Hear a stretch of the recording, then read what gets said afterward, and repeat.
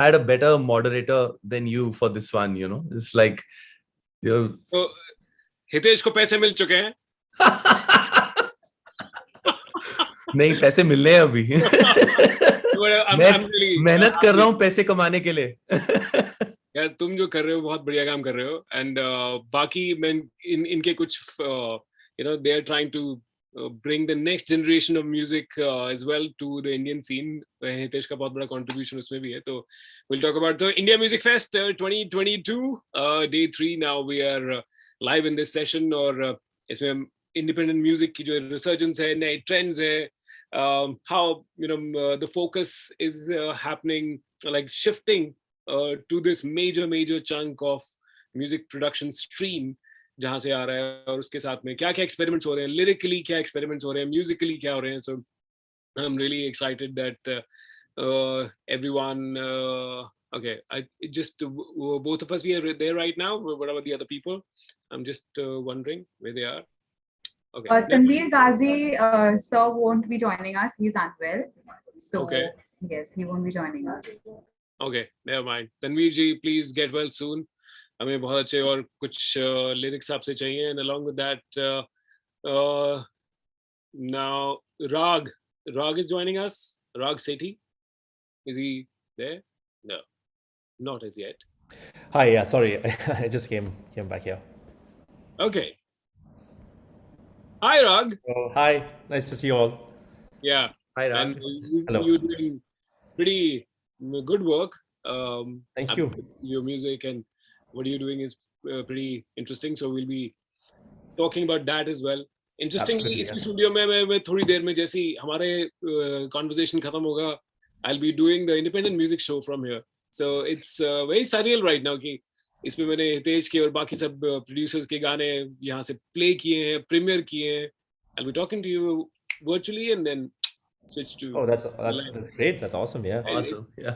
So I'm pretty happy with the scene, and thanks to the team of India Music Fest. Absolutely. Yeah. Along with that, Zubin ji, and then we have Shayan also, Shayan Aslam Bhatt, and now Anil is also joining us. Yep, I'm basically the founder of radioandmusic.com and the IndianTelevision.com group. Thank you, Sachin, for being a part of this. Really appreciate it. Thank you very much. आपका बहुत शुक्रगुजार हैं हम. नहीं, don't say that. वैसे शुक्रवार कल है, तो हम शुक्रगुजार कल. शुक्रगुजार हैं. शुक्रगुजार. वो is that what do you call the PJ Bone in the RJs, वो हमेशा. हम भी RJ हुआ करते थे, लेकिन 1980s में. All India Radio. Yeah, I used to do Saturday Date, and I used to do Top of the Pops on All India Radio. But Mumbai, Delhi. Mumbai. This is All India Radio.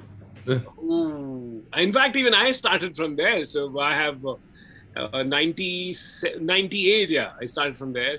And अरे ये मैं वो देखो stylish आदमी की एक थोड़ी सी कमी थी. Now Zubin is also here. Zubin, please. You have a great session. I thought I'll just drop in and wish you all guys have a fabulous session, and thank you for being a part of it, and look forward to many more engagements in the future. Thank you. Thank you so much, Anil. Good to see you. Thank you very much, Anil, and thank you for taking us down that memory lane. Okay, so I formally welcome all of you. This is going to be very exciting. So now, formal introductions. As a moderator, I should tell you, radio has been happening for almost 20 plus years. इसके साथ साथ मैं थोड़ा सा संगीत सीखता हूँ, कविताएं भी लिखता हूँ, और इसीलिए मेरा आप लोगों के लिए जो एक रिस्पेक्ट है और आपकी जो टैलेंट की अप्रिसिएशन है वो कहीं ज़्यादा बढ़ चुकी है. And I know Hitesh for a very long time. We've done some shows together. We've known each other's music. We've premiered some of his tracks on this very show of Red FM, जहाँ पे हम independent music की बात करते हैं, Shuffle. And Rag, he and his team, they are doing some phenomenal work. बहुत अच्छी कुछ original compositions और patterns, I would say. कुछ नई चीजें लोगों के सामने present कर रहे हैं. And Zubin, don't look ashamed. It's all right. It happens in life. Sar mat jhukaiye. Okay, I'm really happy. So Zubin, I think let's just start with you. So Tanveer Ghazi sahab, he was supposed to be part of the panel as well, but he's unwell. And Shayan, I think will be joining us a little later. So Zubin, हम आपसे शुरू करते हैं. So music, कब से शुरू हुआ? How did it happen? And yeah, just a brief introduction of you and your work. Unmute yourself, Zubin. Unmute yourself. Yeah. I'm audible? Yes, you're audible. Yes. बहुत काफी छोटी सी जर्नी है. हालांकि ये बाल जो सफेद हुए हैं ये सब वड़ा पाव और ये सब खा के हुए हैं. कोई ज्यादा एक्सपीरियंस तो है नहीं. बट हाँ, when I started, I'm from a small town, Patna. तो यहाँ जब शुरुआत की थी तो बहुत बहुत बहुत कम आर्टिस्ट हैं यहाँ पे. तो उसमें आप अपने आप को बहुत बड़ा और समझते हो कि भाई मैं तो बेस्ट हूँ. वो लेवल था स्कूल और कॉलेज वाला जो लेवल है. भाई मैं तो अगर मुंबई गया तो मतलब मैं फाड़ डालूंगा. तो कोई नहीं है. फिर अगर मैं से चला गया बस मुंबई मेरा ही वेट कर रही है वहां पे. तो it was like that. But I had a background. पापा भी फिल्म इंडस्ट्री से थे तो मुंबई जाना थोड़ा आसान था. तो जब मुंबई गया तो आई मेट मेनी आर्टिस्ट. सब अच्छे अच्छे आर्टिस्ट. जब उनकी म्यूजिक को सुना then I came to know कि भाई अभी तो बहुत ही छोटे हैं. Then let's start learning. तो फिर वहां से सीखना शुरू किया. एक्चुअली ढेर सारा बहुत म्यूजिक सुना. हर किसी को सुना. इंग्लिश म्यूजिक जो कि मैं इंग्लिश इतना अच्छा नहीं गा पाता बट सुनता हूँ. Classical music. मेरा क्लासिकल बैकग्राउंड नहीं है वैसा तो मुझे क्लासिकल म्यूजिक भी समझना था. तो I started listening to everything so that मैं क्रिएट कर पाऊँ अच्छी चीजें. तो सबको सुनना स्टार्ट किया. फिर धीरे धीरे धीरे धीरे कुछ कुछ चीजें क्रिएट होने लगी. मैं कोई इंस्ट्रूमेंट भी प्ले नहीं कर सकता था उस टाइम तक. इवन आफ्टर 12th स्टैंडर्ड काफी बड़ा हो गया था. इंस्ट्रूमेंट प्ले नहीं करना था तो कंपोज कैसे करूं. फिर धीरे धीरे हारमोनियम स्टार्ट किया. थोड़ा बेसिक लेवल का सीखना. देन कुछ कुछ गाता था बजाता था तो कुछ और ही बज जाए. तो फिर स्लोली स्लोली वो सीखा. फिर एक दिन आई गॉट एन अपॉर्चुनिटी कि मुझे एक डेमो ट्रैक गाना था. तो बुलाया एक प्रोड्यूसर ने कि जुबिन एक ट्रैक है आ जाओ जरा गा लो. मतलब बहुत अच्छी बात है. तो मैं जब गाने के लिए वहां पर गया तो भाई मैं कुछ भी बोल देता हूँ. लाइक जो मन में आया बोल दिया. सोचता नहीं हूँ कि भाई क्या होने वाला है. ये गलत है. बोलना नहीं चाहिए. बिगड़ सकता है यहाँ पे काम. तो वहां पे गाने टाइम मैंने बोल दिया कि अरे यार ये गाना जो है वो फिल्म पे जा नहीं रहा जैसा सिचुएशन आप दिखा रहे हो. तो मेरे को पता नहीं था कि वहां पे वो जो प्रोड्यूसर है वो वहां बैठे हैं. एंड ही वाज लाइक कि उसको बंदे को बाहर भेजो जरा. मैं सोचा मैं पिटने वाला हूँ. तो मैं बोला यार अभी उनको जो मेरे फ्रेंड थे उनको बोला कि प्लीज उनको समझाओ. मैंने यूं ही बोल दिया था. फिसल गई मेरे मुंह से निकल गए भैया. तो फिर उन्होंने बुलाया कि क्यों मजा नहीं आ रहा है गाने में. मैं बोला नहीं सर अच्छा है बहुत अच्छा है. तो बोले नहीं नहीं सच बता. बोले सर मजा नहीं आ रहा है इसमें कुछ. तो कैन यू क्रिएट समथिंग. कुछ बना के दे सकता है मेरे को. तो मैं बोला हाँ सर दे सकता हूँ क्यों नहीं. और मेरे को तो कंपोज करना आता ही नहीं था. मैंने हाँ बोल दिया.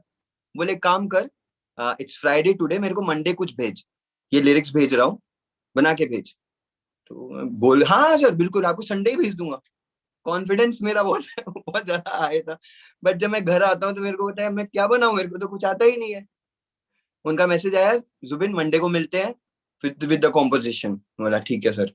अब मैं सुबह जॉगिंग जा रहा हूँ कुछ नहीं बन रहा है. फिर लास्ट में एक दिन संडे को सुबह सुबह I was in the washroom बैठ के मोबाइल देख रहा हूँ. एंड देन सडनली कुछ आया वहां पे. माहौल बन गया. And I did it. फिर हारमोनियम पे उसको बजाया. ट्राई किया. फ्रेंड्स को बुलाया. देन वो कॉम्पोजिशन ठीक ठाक बन गई. हमने प्रोड्यूसर को पिच किया. वो उन्हें पसंद आ गई. ही सेड कि ठीक है ले लेते हैं. और मूवी कोई बहुत बड़ी हिट नहीं है बट सबसे बड़ी चीज है पहला गाना किया एंड वो रिलीज हो गया. कौन सी मूवी हो?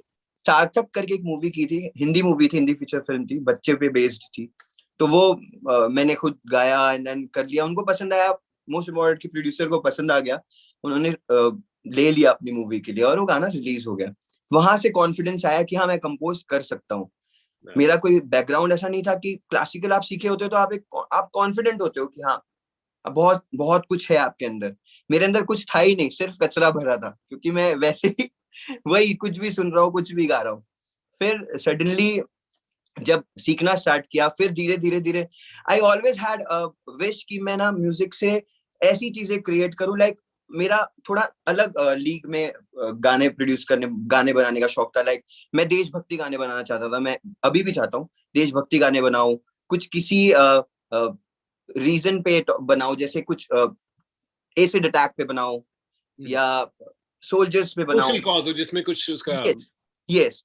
तो my first song was on ये इंडियन आर्म फोर्सेस को डेडिकेट करने के लिए मैंने बनाया था, ए वीर तुझे सलाम, वो गाना बनाया. देन हम बचपन से सुनते आ रहे हैं मिले सुर मेरा तुम्हारा, तो वो DD1 और DD2 देख के ये बड़े हुए हैं, तो दिमाग में वो था कि वैसा भी कुछ क्रिएट करना है. तो then I composed a song called Hamdesh, जिसमें 7-8 लैंग्वेजेस यूज किए, और वो गाना मेरे को बनाने में ऑलमोस्ट 1.5 साल लग गया, क्योंकि क्लासिकल भी था, उसमें बहुत सारी चीजें थी, फोक रिसर्च करना था. सो करते करते बहुत अच्छे आर्टिस्ट लोग को अप्रोच किया, 1 by 1 करते करते पैसे जुगाड़ करने पड़ते थे. आज इनको रिकॉर्ड करवाना है तो भाई पैसे कहीं से लाओ. ओके, आई थिंक अभी हम बाकी हमें चीजों पे वापस आते हैं. अभी just hold your thoughts, because मैं चाहता हूँ कि जो अलग अलग पर्सपेक्टिव, तो जुबिन की बात से एक इंटरेस्टिंग पता लगी चीज कि आपको क्या करना चाहिए. कॉन्फिडेंस होना चाहिए and you should be just bold enough to get out there, और क्या नहीं करना चाहिए वो भी काफी कुछ पता लगा. So but of course training really helps अगर आपके पास है तो. राग, I'll come to you because now Zubin, I would like to agar aap you can unmute yourself because हमारा सब overlap शायद ना हो. राग मैं चाहता हूँ कि कंपास बॉक्स जो कर रहा है और कब से कर रहा है, just tell all our viewers. Yeah, sure. तो कंपास बॉक्स मैंने शुरू किया I think in 2017 or 2018, so I'm a little late to the music industry per se. I don't really have a background in music and stuff. But I started the studio in 2018 mainly to be a jam space. क्योंकि अहमदाबाद में actually उतने jam spaces नहीं है musicians के लिए. So I wanted this primarily to be a space where people can come and play music. तो मैंने सोचा if I'm spending this much time and energy and money making this jam space, तो recording facilities भी साथ में डाल दूँ. So whatever I knew, I don't have a background in audio engineering or music production or anything. So YouTube was my main ally for 2 months, learning about how to build a studio, what kind of equipment you need and wiring and acoustic treatment. वो सब देखा मैंने YouTube पे, thankfully for YouTube. And I started the studio, and the main purpose of the studio has always been the same for me, where I've always wanted to produce original music. And original music mainly non-film music, जो indie music कहते हैं लोग, I mean in India at least, right? I mean I wanted to make music as singles and EPs and albums, and I wanted to make music in jazz and neo soul and rock and explore all these other genres that I personally enjoyed playing. So that's how the story started, and in that time, we've been listed as one of the top 10 studios in the country for indie musicians, because what we started about 2 years ago was we started these live sessions. So we started recording these one-take live sessions at my studio. जैसे Coke Studio है ना for folk music, we try to take the exact same model but do it for indie music. So we used to call some of the best indie talent from across the country to come to my studio here in Ahmedabad. And we used to record a truly one-take live session. Jo abhi, like it's very hard to do a truly one-take live session with a full band and full musicians ke saath. Like almost impossible, and that's why people question karte hain ki Coke Studio versus Coke Studio, ye kyun? Like all this. Absolutely. So yeah, that's how the journey started, and I love making music, and I love working with artists, and specifically with different genres. I try to work with artists who want to do something that's not mainstream pop per se, and that's kind of what my main work is around. Great. Hitesh, अब आप और उसको बुला लीजिए जो साथ में गीता पे हाथ रख के. Geeta, hello. I think Sachin just went mute, right? Yes, I guess he just went mute. I think there must be some internet issues. So I'm going to step in. If Sachin's gone mute, Sachin's frozen, I'm going to step in. Anil Banwari here. We were talking to Geeta ke upar haath rakh ke hum vachan kaate. So who was the person? Hitesh. Okay, yes. Sachin is also back. Yeah. Because I don't know, strangely, like it's showing the full internet strength to me, and suddenly, like it's. I think got swayed by your magical voice. Swayed by your magic voice. We wanted to check the signal because the live session is on. और बार-बार वो freeze हो रहा है. तो यहाँ से कुछ issue है या? Just in case.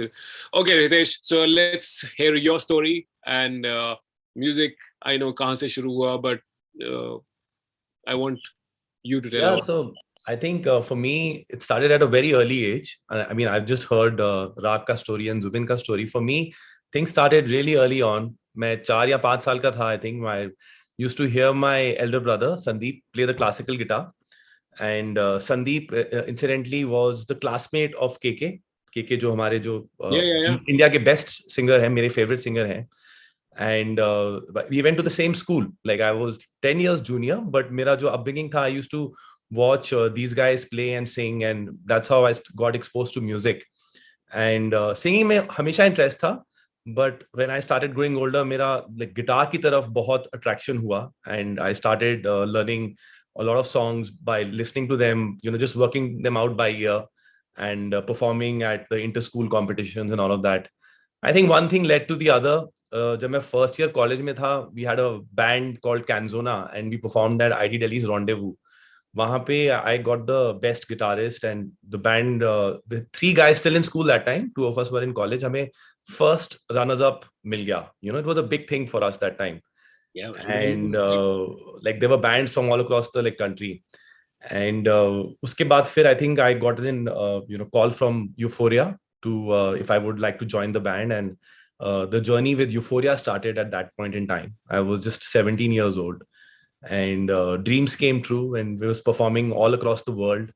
Euphoria का album 1998 में आया, 2 years after I had joined, and there was no looking back since then. I mean, I've always been a performer, but over the years I realized कि अगर music करना है तो I have to branch out and do everything associated with music. So back in the year 2003, I built my own recording studio, and Euphoria के albums भी वहाँ पे काफी हमने record किए हैं. महफूज का काफी काम यहाँ पे मेरे studio में ही हुआ था. And in 2005, I started a music school by the name of Arya the Music School. The school still runs, and वो भी the idea was to provide formal education in Western music and whatever we could do, because West Delhi में उस वक्त कोई भी music school नहीं था at that point in time, and we were the first ones to begin that journey back in 2005. Then I think in 2010 is when Benny is the other member in Euphoria. Both of us left Euphoria, and 3 of us, Benny, Lokesh, and I, we formed Eka. Eka has been around for 12 years now, and the band still is going strong, and we're doing a lot of corporate events, college festivals, and weddings, and that's where we also met the first time, I think, Sachin, if you remember. Yes. One of beautiful memories of that night. Dehradun. It was a very nice festival, and we were part of it, and that was the first time I interacted with you. और अभी मुझे बहुत खुशी होती है कि we knew each other in the music, but now the music is getting premiered of various artists, मतलब अलग-अलग लोगों का, and I see the patterns. Like Zubin's music has been part of the show. You did a collaboration with Sangeeta. That was I think the first track, Sangeeta Bhattacharya, that collaboration. तो मुझे जो बड़ा heartwarming लगता है कि the trends and the sounds which are emerging from this entire scene, जब से all of us we were thinking कि lockdown and COVID and all this situation happened, but there's always a silver lining. And when the film stopped, this part started to grow. So Raag, I'll come to you and then Zubin and Hitesh ki किस तरह के music trends you have personally noticed, because you're working a lot with the bands, आप उनको record भी कर रहे हो और आप उनके साथ hang around भी कर रहे हो और उनका thinking process क्या चल रहा है. So the new trends, मतलब jazz, electronic, folk, ये सब में बहुत progress हो रही है. So just give us your bit on that. Yeah, no, absolutely. I mean, one thing that I've seen a lot in the lockdown is collaborations being a big deal. Speaking of Sangeeta Bhattacharya, in fact, I'm doing a song with her and another artist called Meera, which hopefully should be coming out soon. And in fact, she had also come down to the studio last 2 years ago for the live sessions that we do at our studio as well. So one thing that a lot of people are doing is collaborations, because it's so much easier. No? You can't really go to a studio, especially lockdown ki time pe, to go to a studio at that time to record was a absolute no. So a lot of indie musicians, regardless of genre, were figuring out ways to record at home. Because one thing that Hitesh also said, that you can't just have the hat of a musician. You have to be part audio engineer, part marketing yourself, part A&R agent, part business, graphic designer, everything. You have to be everything. You're So like an the- entrepreneur. You have Yeah, to be, you absolutely. have to wear the hat of an entrepreneur and do everything. If only then Exactly. can you be, yeah.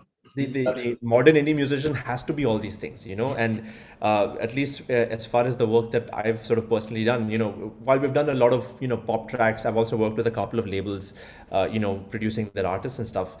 The what I'm seeing is that at least in the indie space, there's a lot of new electronic elements coming into sort of modern pop production that would typically be used, you know, for high budget songs and like Bollywood songs. Slowly that is coming into the indie space, which is really great because you can get a slightly more polished pop production from an indie artist to compete with, like, you know, the behemoth, which is, you know, Bollywood music as well. So that's definitely one thing. Collaborations and like a lot of this fluidity of genres is something that's been happening over the last couple of years. Zubin, you there मतलब पटना में भी आपने scene देखा है कि you are in the heartland.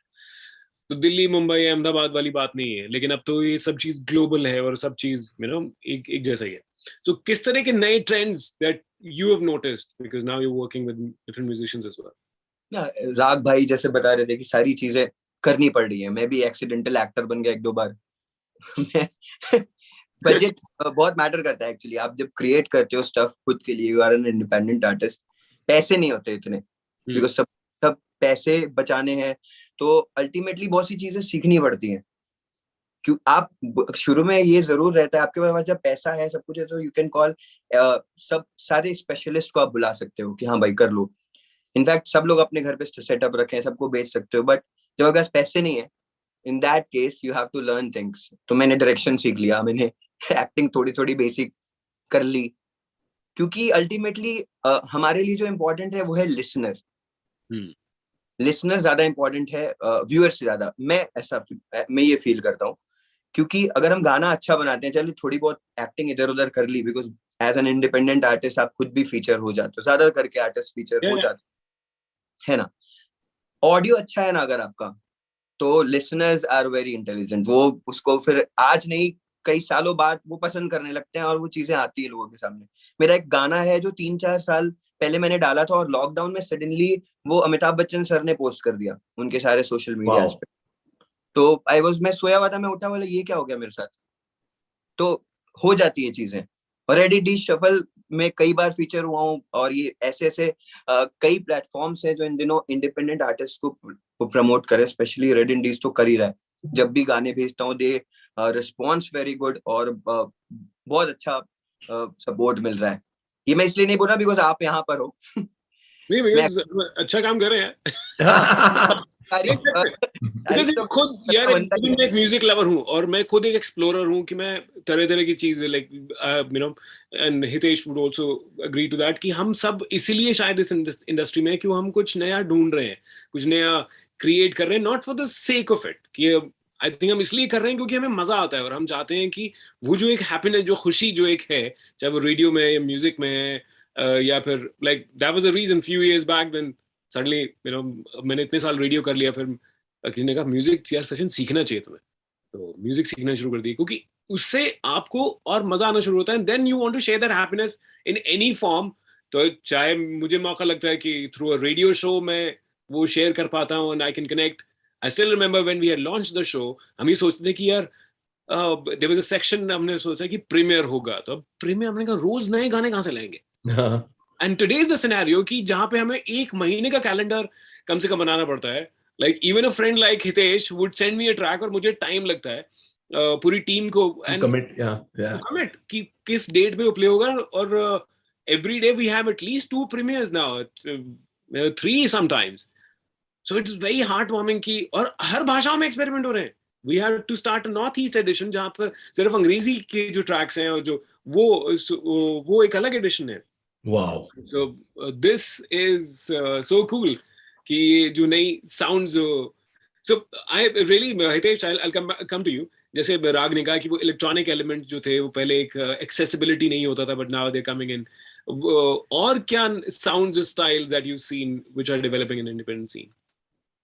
I think, you know, it depends on the particular artist. And you know, जो artist का एक unique और you know special चीज है, if the artist can bring that to the forefront in his music and sound, that is what really matters and makes a like difference.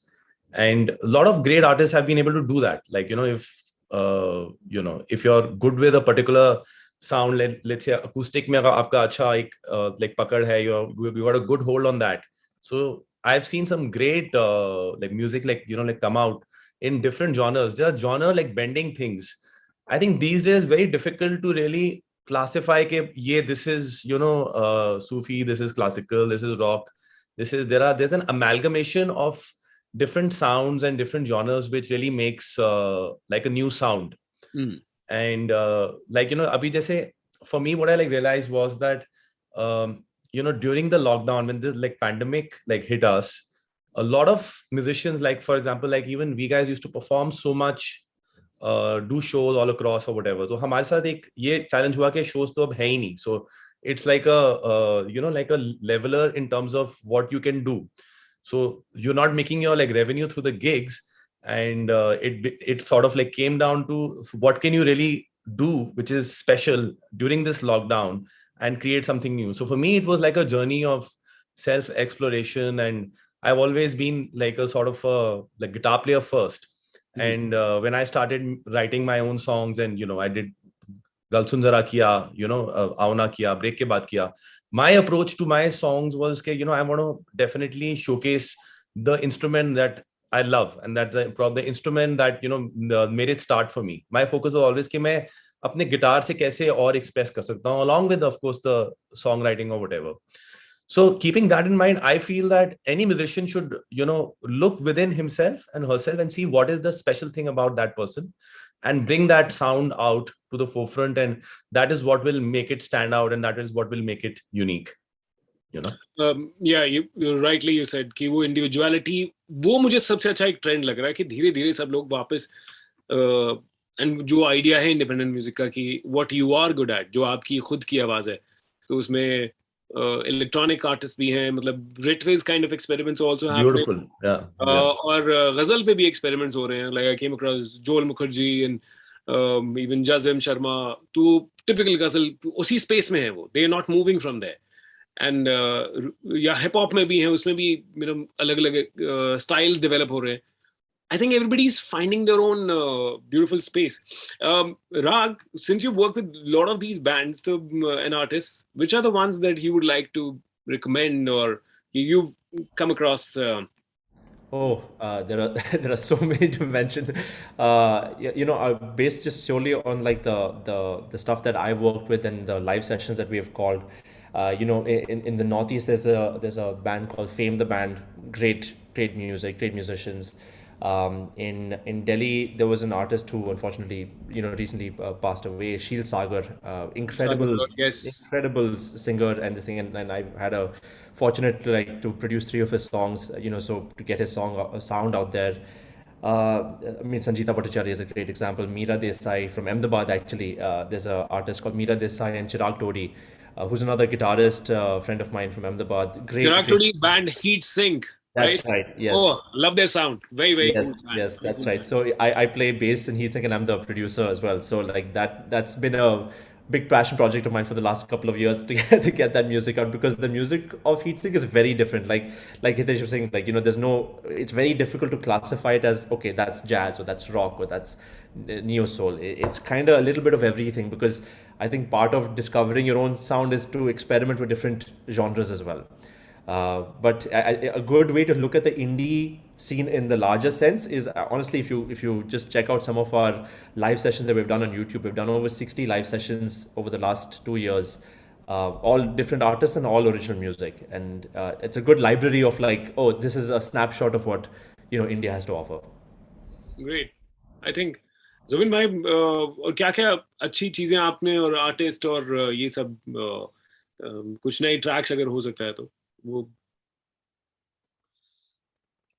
Actually मैं because ज्यादा करके हिंदी गाने सुनता था शुरू से, हिंदी गाने ही सुनता आया हूँ. मतलब एक घर में भी वैसा ही माहौल था हिंदी गाने सुनने का. तो भोजपुरी जब आप सुनते हैं कि भोजपुरी, तो what comes in your mind कि कुछ वल्गर हो सकता है ज्यादा. हाँ, मतलब थोड़ा सा हर चीज लाउड है.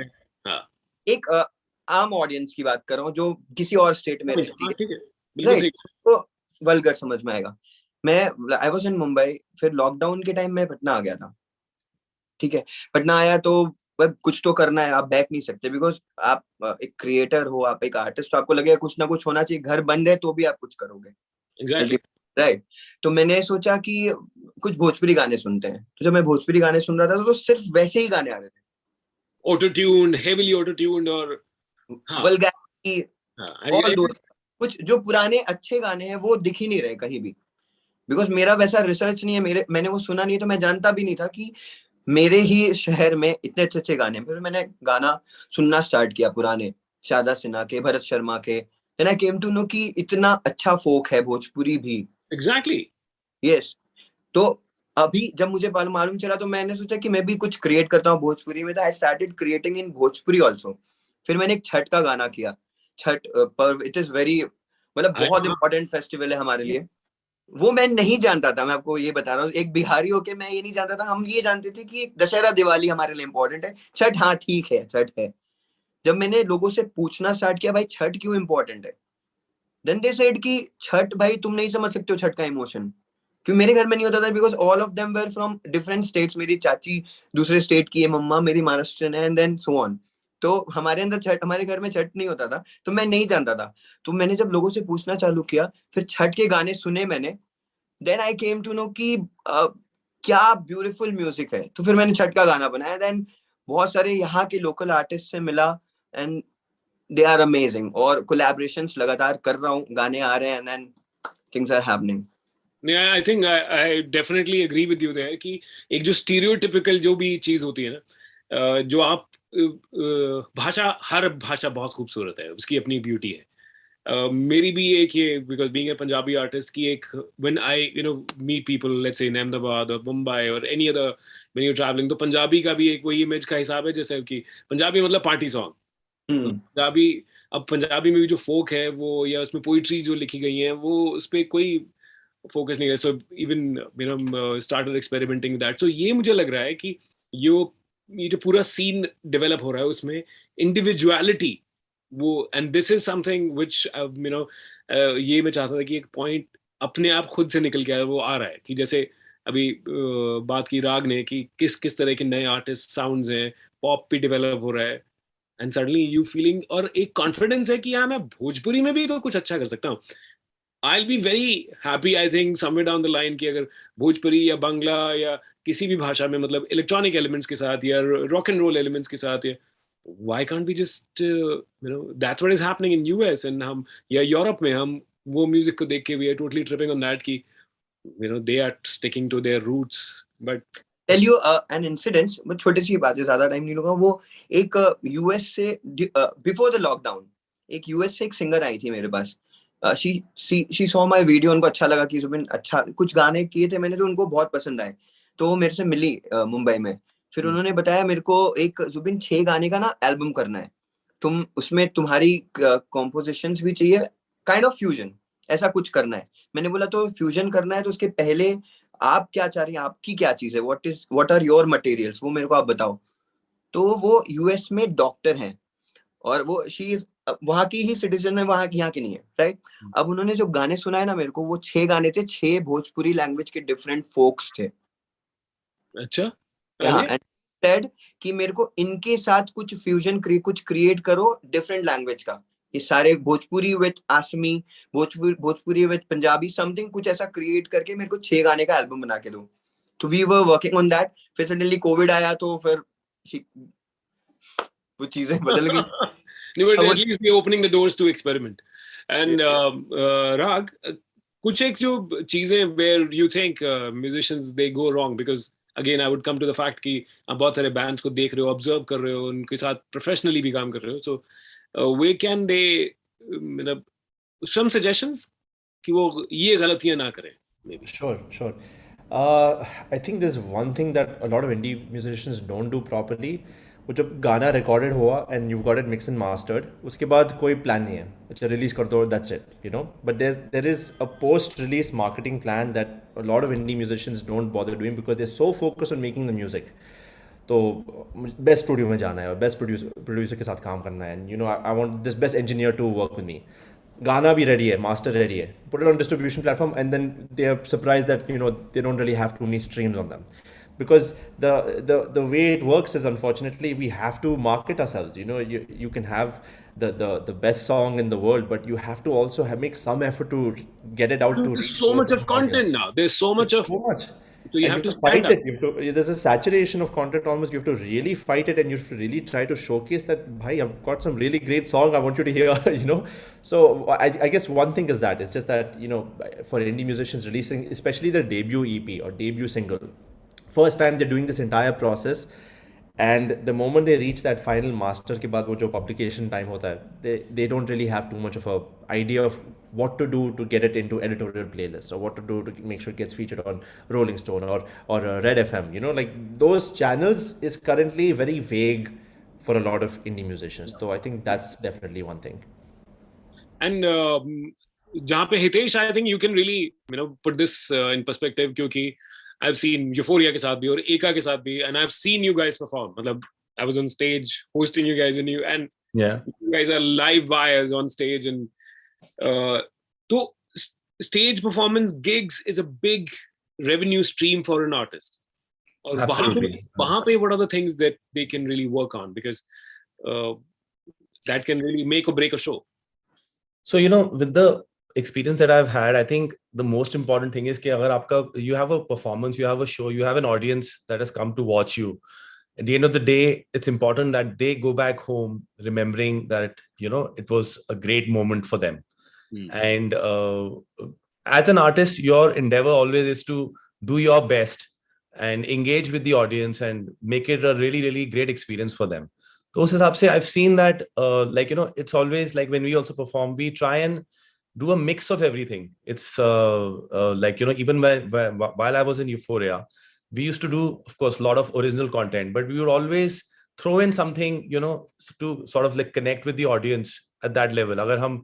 If you're playing, Eka does a lot of shows down south. So if you're doing a gig in Hyderabad, we will, pick up a couple of Telugu songs.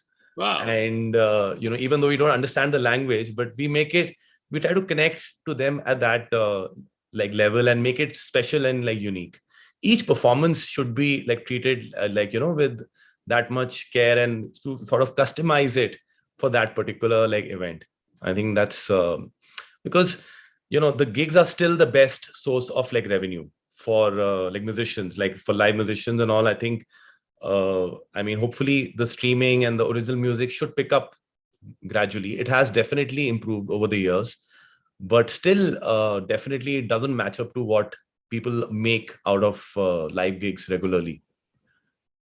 क्योंकि वो एक ट्रेडिशनल सेंस में, जैसे मतलब लोग पहले rock and role era में कहते थे कि आपने एल्बम रिकॉर्ड किया, देन पूरा बैंड बस में बैठ गया, देन यू टूरिंग, और उस टूरिंग में आपने अगली एल्बम के लिए भी तैयारी कर ली, because you hanging around together, सब आपने जैम कर रहे हैं, फिर एल्बम रिकॉर्ड किया, फिर टूर पे निकल गए. So interestingly, I had read something which Eddie Van Halen had said, the late Eddie Van Halen. Yes. He was asked about his records and, the touring bit and everything.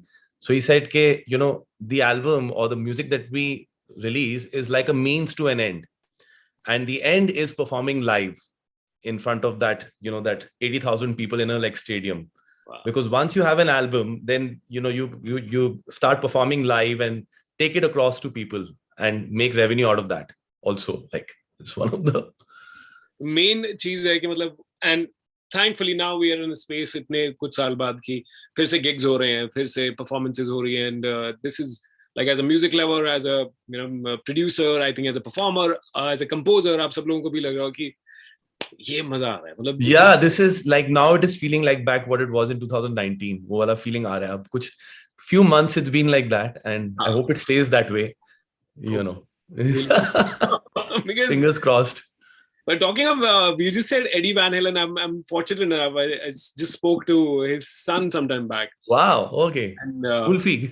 Yes, and Wolfie से हमारी बात हुई कि Van Halen के पूरे legacy के बारे में, when he had passed away and all that. So, it was such a surreal moment, and to realize कि जो इतनी बड़ी एक बैकअप और इतनी बड़ी एक नाम वाली फैमिली से, ही इज ऑलवेज लर्निंग, शांत उस जगह पे, तो रियलाइजेशन कि यू हैव जस्ट स्टार्टेड, कि मैं तो बस अभी कुछ शुरू हुआ हूँ और मुझे बहुत आगे जाना है। जुबिन, किस किस तरह का, भी आपने एक तो कहा कि भोजपुरी के साथ आप एक्सपेरिमेंट करना चाहते हैं, जो बहुत अच्छा मुझे एक आइडिया लगता है कि वो एक रीजन या लैंग्वेज या उसका एक जो स्टीरियोटिपिकल इमेज है उसको हम ब्रेक करें। तो उसके अलावा किस किस लोग तरह के आर्टिस्ट के साथ कोलैबोरेट आप करना चाहते हैं, because you must have a list in your mind.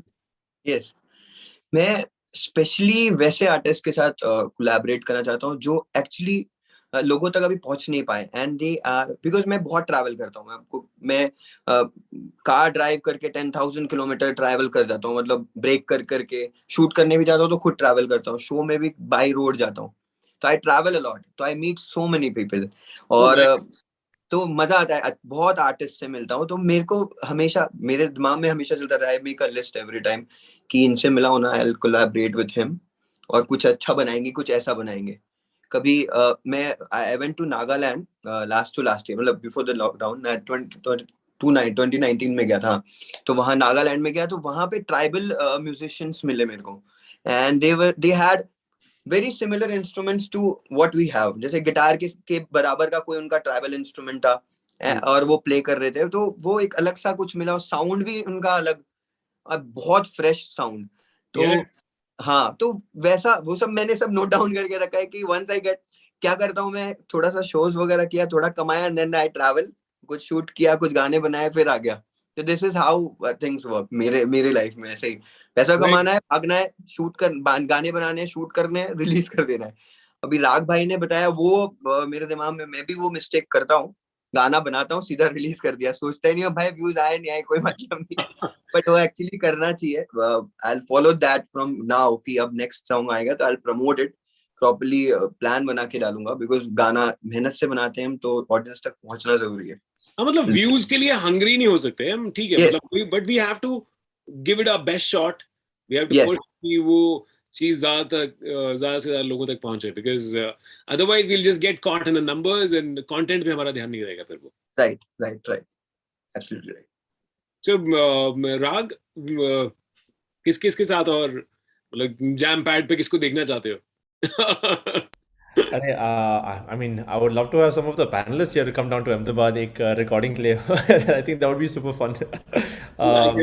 I can organize that. I'll take a mission. We should definitely do that. But there are some. I mean, there's a band called Thermal and Quarter out of Bangalore.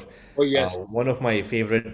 I think it's like my introduction to indie music was probably Thermal and Quarter, and I've met Bruce Lee Money, who's the guitarist, one of my favorite guitarists of all time. In India at least. Warren Mendoza, another great musician to maybe work with. But I'm also interested in getting into the sort of like OTT/film space as well. How to get indie music into these platforms. It's happening slowly. There are quite a few artists who've got featured on OTT platforms and films and stuff. But it would be great to have, more artists that I work with have those channels as well. Yes. Because I think that's something that the industry is slowly moving towards. It'll take some time, but ho jayega eventually. And Hitesh, you started collaborations at home, and in fact, Rag, I don't know, you must have, if you not, the collaborations that he did with his sons. दोनों बेटों के साथ, Hitesh started making music and performing in his balcony when the COVID situation was on. That was quite cool. That was, something which just happened organically, with the kids being at home, no school for them. And, we just, I just thought it would have been a great way to engage them and make like something entertaining for our neighbors. And एक बार किया, और इतने requests आए from all across the world, because we also went online, on Facebook Live and everything. So then it became like a regular affair. So 2 baar, 3 baar, and then once the kids started enjoying, then it was like, we can do a lot more. I mean, why can't I make them a part of my original compositions as well? And एक different energy he I, like from the kids themselves. Wow. And I mean, I know that during those lockdown periods, we could collaborate online with other musicians, which happened even in my case. Like we did some like collaborations, but एक जो एक in-person feeling होती है, वो that was really like special during the lockdown मतलब with वो my way to boys, you know, speak that, Arif and Advait. वो U2 वाला जो performance तुमने अपनी balcony से किया, that's quite cool. But the kind of now, you know, just before we wind up, कुछ एक चीजें जो हमें लगता है कि which can be the next step for musicians की जहाँ पे उनको grow करने में और उनको financially grow करने में, like artistically और financially, क्या क्या वो चीजें help कर सकती हैं. So I'll come to Rag for that. I think there are quite a few places, as I'm sure. I mean, Hitesh already said it, but Hitesh and Zubin probably are well aware that gigs pay the most to musicians. That's how a musician pretty much survives. Streaming का जो revenue platform है is still a long way before it can become a sustainable source of income for an artist. Yeah. But main cheese is honestly even like what artists do when it comes to signing with the labels and stuff as well. You know, that agreement and that deal that artists do with labels is also a great opportunity for them to figure out, should I own my masters? How much should I be paid for every stream that comes out of this particular platform? How much support am I getting from the label for my work in artist? So I think that's one place that I think a lot of artists should really consider, is that how much in control should you be of your work, especially when you sign on to a label, or if you sign on to, you know, do contracts with OTTs and stuff. But main thing is gigs, and the gigging industry is at least it's slightly informal. You know, the payments sometimes don't come on time and stuff. So, you know, those are the regular issues plaguing the बहुत everyday पुराने industry. issues. अरे पर होता है अभी भी, like you'll play a gig and then the venue will pay you after like 2.5 months and stuff. So I think it's just that system of the gigging system. I think Yeah, the only way to do it is के show से पहले जब पैसे ले लो, उसके बाद कुछ नहीं एडवांस पता लेना आएगा पड़ता कि है. नहीं आएगा. That's Like right. once the show is done, it's like it's history. Correct. Yeah, absolutely. So I think, yeah, those are areas of I think improvement generally in the Indian sort of space. Okay, and Zubin, what do you want to say? The final words की कहाँ पे क्या improvement हो सकती है artist के लिए? नहीं, बिल्कुल वो तो सही. अभी हितेश भाई बता रहे थे शो के पहले पैसा ले लो. बहुत से ऐसे शोज होते हैं जो फोन आता है, भाई घर का शो है कर ले. जो घर का शो रहता है वो पैसे नहीं आते हैं. उनको बोला मैं घर पे कर रहा हूँ, मैं घर पे कर रहा हूँ. कि भाई घर का शो है कर ले, पैसे तो मिल जाएंगे. कई बार खुद के पॉकेट से पे कर रहे हैं ट्रैवल में. तो ये gig is the only option. हमारे पास तो मेजर जो सोर्स ऑफ इनकम आर्टिस्ट के लिए वो गिग ही है.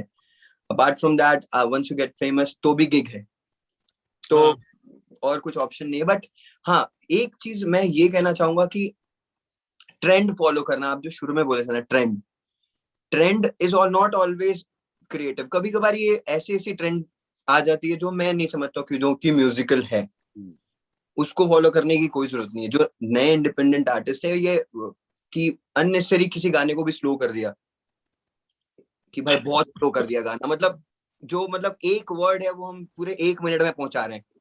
तो ये सब ट्रेंड फॉलो करने की मेरे को नहीं लगता है कि कोई जरूरत है. और जो म्यूजिक का जो क्लास है जो चलते आ रहा है, वो आज भी जो क्लासिक क्राउड है वो अच्छा म्यूजिक पसंद करती है. और हम क्रिएट करेंगे अच्छी चीजें तो वो आज नहीं तो कल वो लोगों तक पहुंचनी है.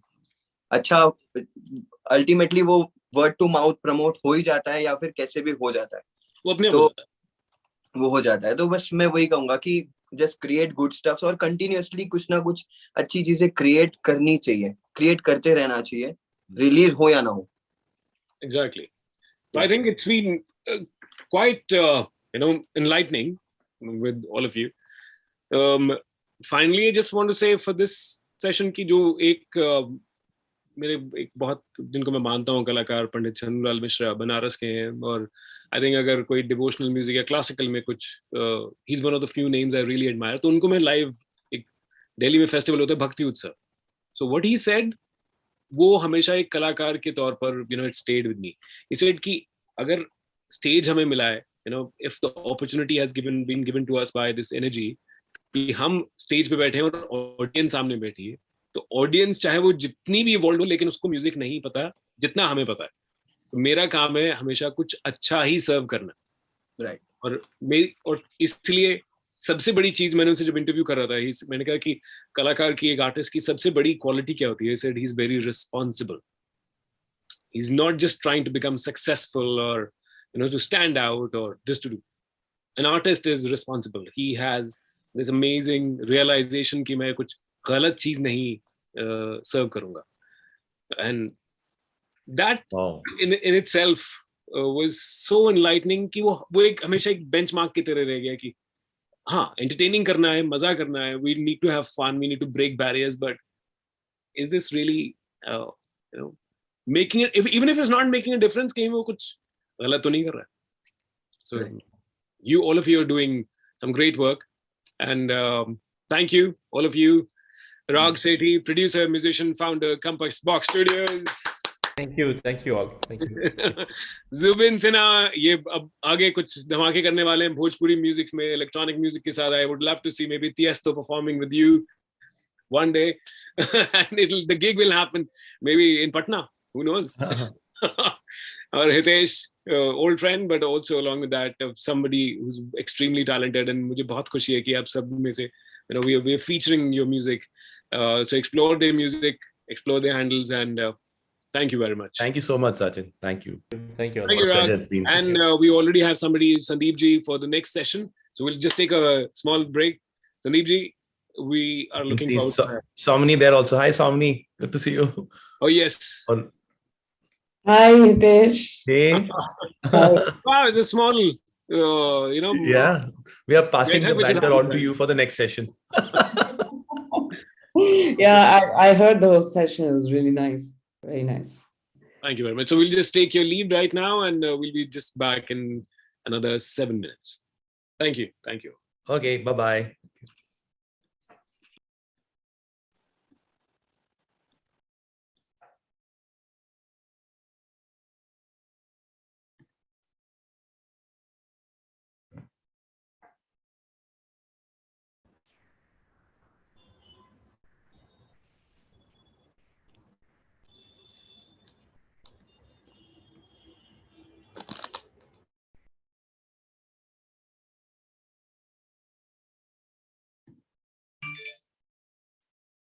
Hi, Sunny. Hi, Swamini. I'm just waiting for others to confirm their attendance. Is there anyone from Radio and Music who's hosting this? They've gone for a break, I guess. Hi, Sunny, Neha this side. 2 minutes, Namrata will be back. Yeah. Hi, Sumini. Hi, Ashil. How are you? I'm good, thank you. I met somebody the other day at the Brands and Entertainment. She said she worked with you. Nutan Jha. I think that's her name. Yes. Yeah. Yes. Yeah. How have you been? In busy with IPRS after leaving Universal. Right. And also busy pivoting because already when in my last year in Universal, I had submitted a proposal because I was seeing things very differently. Right. And so when I left, at first I became busy with IPRS, and then I started to work on the way I see things and where opportunities lie. Right. And that's what I've been doing. So recently I had launched Music Curator before, so that is doing well. And I recently launched 2-3 weeks back Sync Mama, which is a sync licensing platform. Yes, right. I think that's what she was talking to me about. Yeah. Yeah, you should visit it. It's available syncmama.com. Okay, I'll check it out. Where's your office now? In Thane, same office. Okay. Yeah. That's good. it's Thane is a little bit more. You have more space than you have in Bombay, and also the costs are much less than Bombay. Sure. And I'm living in Thane, so it's just 7 minutes. Right. 7 minutes away. Hello, Sandeep. Hi. We haven't met before. We haven't. I know I heard all the Universal and IPRS, and I'm thinking I met Rakesh, who runs IPRS now. I met him yesterday. Yeah. So you were running IPRS like Rakesh is? No. I am advisor to the board of IPRS. Okay. Since 2017. Okay. So, and you're still advising them? Yes, I am. Yes. Okay, yes. very good. Yes. Yeah. Ashil is one of the pillars of the Indian music industry. I think he's as old as the Indian music industry. Yeah, I have known the good old days where, artists, composers had no rights, and it was. I think you go way back to Vijay Lazarus, no? Oh yeah, yes, of course, yes. Yeah, I started. I created Deep Emotions Publishing in November '95. Right. So I sold it to Universal in 2012. Okay. And then I stayed on for 3 years. Hi everyone. Hi, Sachin. Hello. Hi. Yeah. Hello, Sachin. Good to see you, Mr. Sandeep. Somini, we had a brief interaction earlier, and okay. Wow. Now we're joined by Sunny as well. Okay, so let me just hand over the reins to Sunny and formally introduce the session. Yes. I'm Sachin, RJ Sachin from Red FM, been here with the brand for more than almost 20 years now, and been in radio industry for 24 years, 26 years, I don't know, I've lost count. But along with that, I love music. I study music and I'm a poet as well. And it's so good and to have all of you with us for this amazing interaction. So now we have the game changers. So the music streaming platforms, you can, through this session, you'll get to know so much about the trends and the things which are coming and the things which can become better, and all the questions that you have, all of them will be answered. So we are very fortunate. Sandeep Lodha. Sandeep, welcome to the session. Chief Executive of Ghana. Somini Sridhar Paul, Senior VP Hangama. Ashil Fowler, Founder Director Silk Road Communications. And from Wink, Manager Indie Community, we have Sunny Vyas. Hi, Sunny. Hi. So love to have a mush this one day, and I'll figure out the facial hair a little later. कि मैं ऐसे कैसे मूछे रख सकता हूँ? Over to you, and just enjoy this session. Yep. So let me start taking over from the earlier panel. People were discussing that streaming platform is not yet on the level of looking at them as a stable income. But somewhere down the line, I would say that the industry has, is changing, emerging. And there are a lot of artists who are earning better, who are earning enough from streaming platforms so that they can spend money on their upcoming audio, upcoming songs, upcoming music. I am sure Somini will agree to this.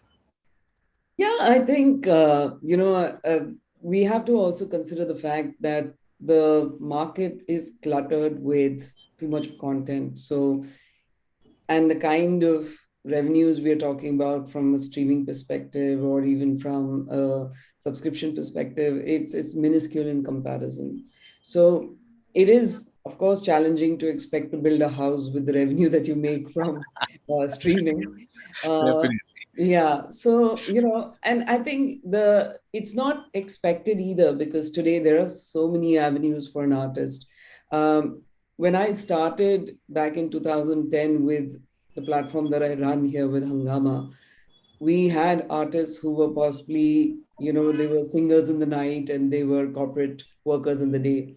But I think that has changed. That has changed over the last 5-6 years. And that's because artists are not limited only to being in the studio or performing live. I mean, they're juggling between a mix of all kinds of things. And they're Absolutely. pretty much like 24-hour musicians. So Yes. I think if you're an artist, you need to open up and look at yourself across the board. I'm actually interacting with a lot of these artists these days. I'm taking care of indie community at Wing, and we are working on a project called Wing for Artists, where we are creating a creators community, so that there should be directly creators dealing with the streaming platform, and we are paying them directly without having any distributor for that matter, or any third party in between. So we are working on that project, and we are seeing a good growth. There are some artists, lesser known artists, are also sitting on more than 15 million streams on Wing. Okay, moving on to my questions, which I prepared particularly for this session, is how about focusing on regional content on streaming platform? I would love to ask this question to Ashil. What do you think? How it works? Well, I'm a little bit, what should I say, offbeat here, because you're speaking about streaming services because today it looks like it is the only source of income from sound recordings. But there is not, you're talking about pop music, and whether film or non-film, commercial, what we call commercial music. There is another aspect, there is another industry in the music, which unfortunately, for reasons I can explain, but it'll take time, doesn't exist yet in India, although there is a beginning of, I know of at least two small companies who have started by young guys, which is called library music or production music, or background music, if you like, ready-made background music, which is a big industry abroad, but it's a zero industry here right now, because in the past, it's based on royalties, and in the past, writers couldn't get royalties. And so, any investment you would make in production music or library music, you would not get your return on your investment. But you do have a few composers, Indian composers, who are working for foreign production libraries.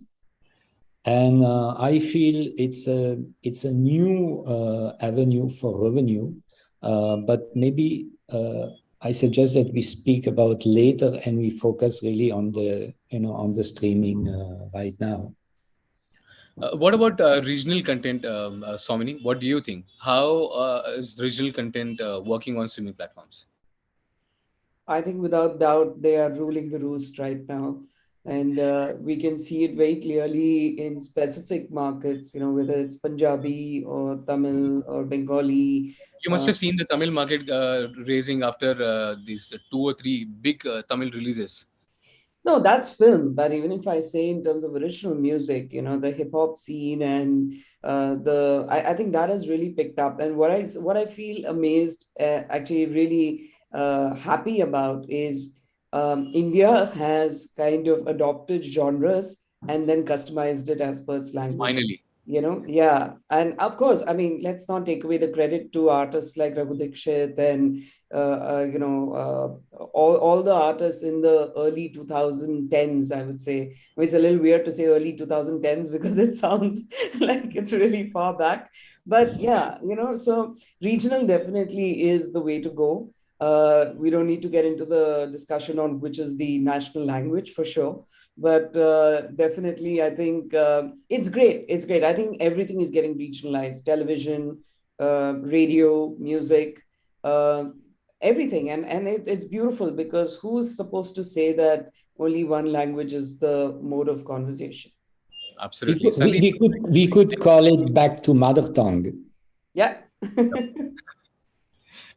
Personalized playlist of your mother tongue. Correct. Sunny, my question goes to you. Next question is, what are the top 5 languages you are focusing on Ghana?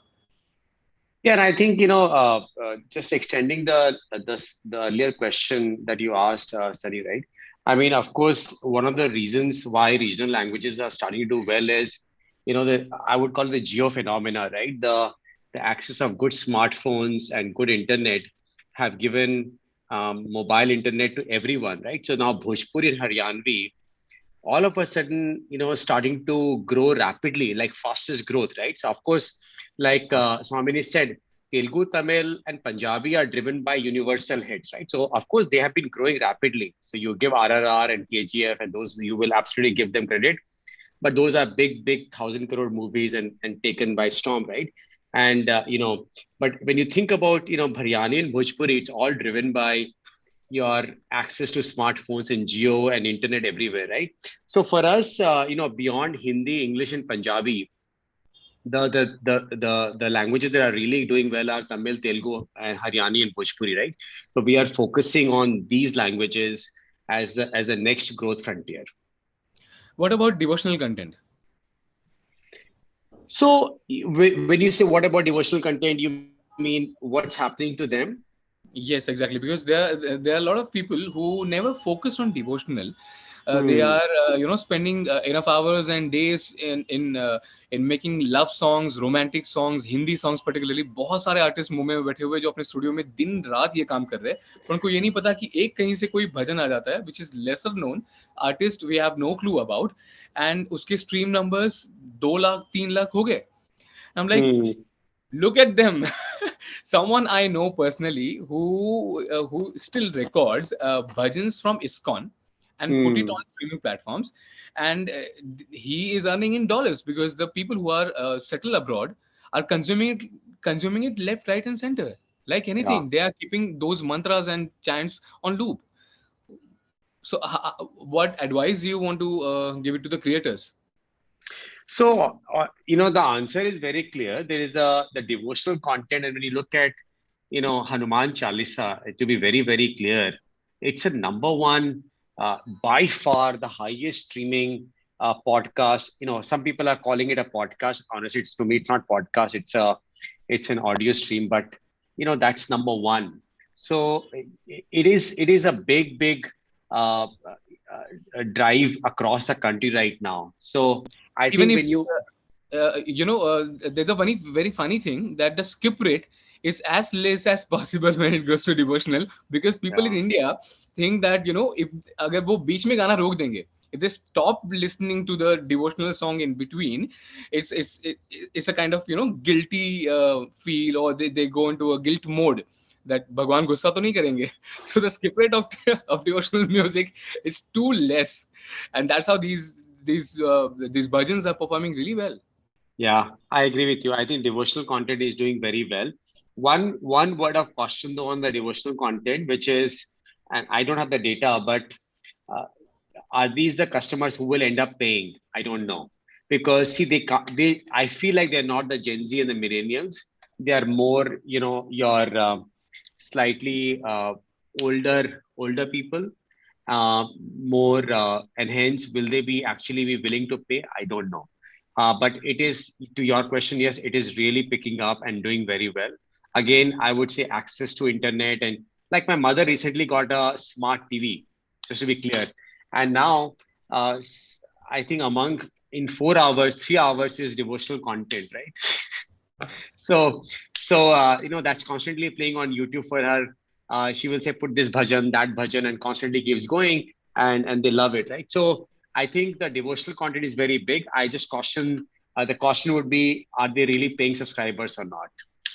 Yeah, Ashal, my next question goes to you. What do you think the changes? What do you think?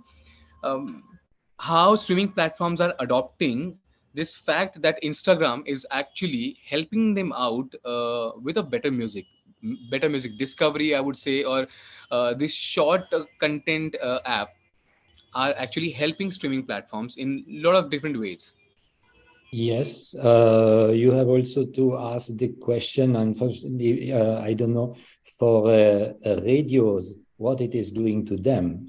Because as you say, these I consider radio as a sampling medium in India, particularly because there's no income generation happens directly through radio, but Instagram. There are a lot of examples. Some songs were performing really well on Instagram, which were released 6 years back on Sony, and one of a sudden they started picking all the numbers, all the attention, and streaming again started boosting those songs. Yeah, we see it also, say, in places like Netflix, where you recently with Stranger Things, and how Kate Bush, her song, which is I don't know how many years old, is suddenly exploding again and back into the top 10. So good music, and that is, you see, the fundamental is that good music keeps coming back. And it is very often, we have seen even in the past, the music that was overlooked when it was released some years later, because it has been remixed by David Guetta or by others, suddenly again it becomes a planetary hit. And that is why the fundamental thing about music is the royalties. That is how those who create the music get paid. Okay, and until 2012, they were not getting paid. Their only avenue was live gigs. Today, radio is paying. At least they're paying. They're not paying the songwriters. They are paying the labels. But streaming is paying. It's a huge source of income. YouTube. And let me ask you a question. Can any one of you say how much a good songwriter, a lyricist, composer, is earning today versus a few years back? I can give you one example. I cannot give the name, but somebody who was 10 years ago, who was earning royalties of 7 to 8 lakhs, today has crossed 4 crores a year. Wow, it's a huge number. Yes. So it means that when you have this kind of numbers, then you have an industry that can attract the best talent. Because as somebody said before, he came to me at night, but during the day he was working something else. You had to double time to pursue what you love to do. Okay. So the same thing goes to you. Today, streaming, and all the other platforms, because they have opened up, the gatekeepers are no more there. You see, before, if you couldn't be signed with a label, you would be nowhere. Absolutely. And today, there are no gatekeepers anymore, thanks to the streaming services, thanks to Insta and all those services who use music. Yeah, Somini, what do you think about this change particularly? Instagram and other short format apps, short video format apps are helping the streaming platforms in getting good songs, re-release types. What do you think about this change? Well, I don't think either the record labels or Insta or the streaming platforms can take credit for it. It's the consumers, right? Anything that becomes a habit and the consumers lapping it up, that becomes the new marketing model, right? So, but yes, I mean, if you were to get into the theory of it and the logic of it, it is, we see how now Reels is become like, it's a hygiene model of making a song viral. To give you an example, when TikTok was there was this song, Tera Ghata. I didn't even know it was a song. I just heard it in TikTok. And then when I saw the video once, I was like, oh, this is the full song, So I think definitely, it's every form factor, I would say every 10 years or now every possibly 2 years, the trend is changing. the trend is changing. Creators are trying to figure out how to create more visibility for themselves.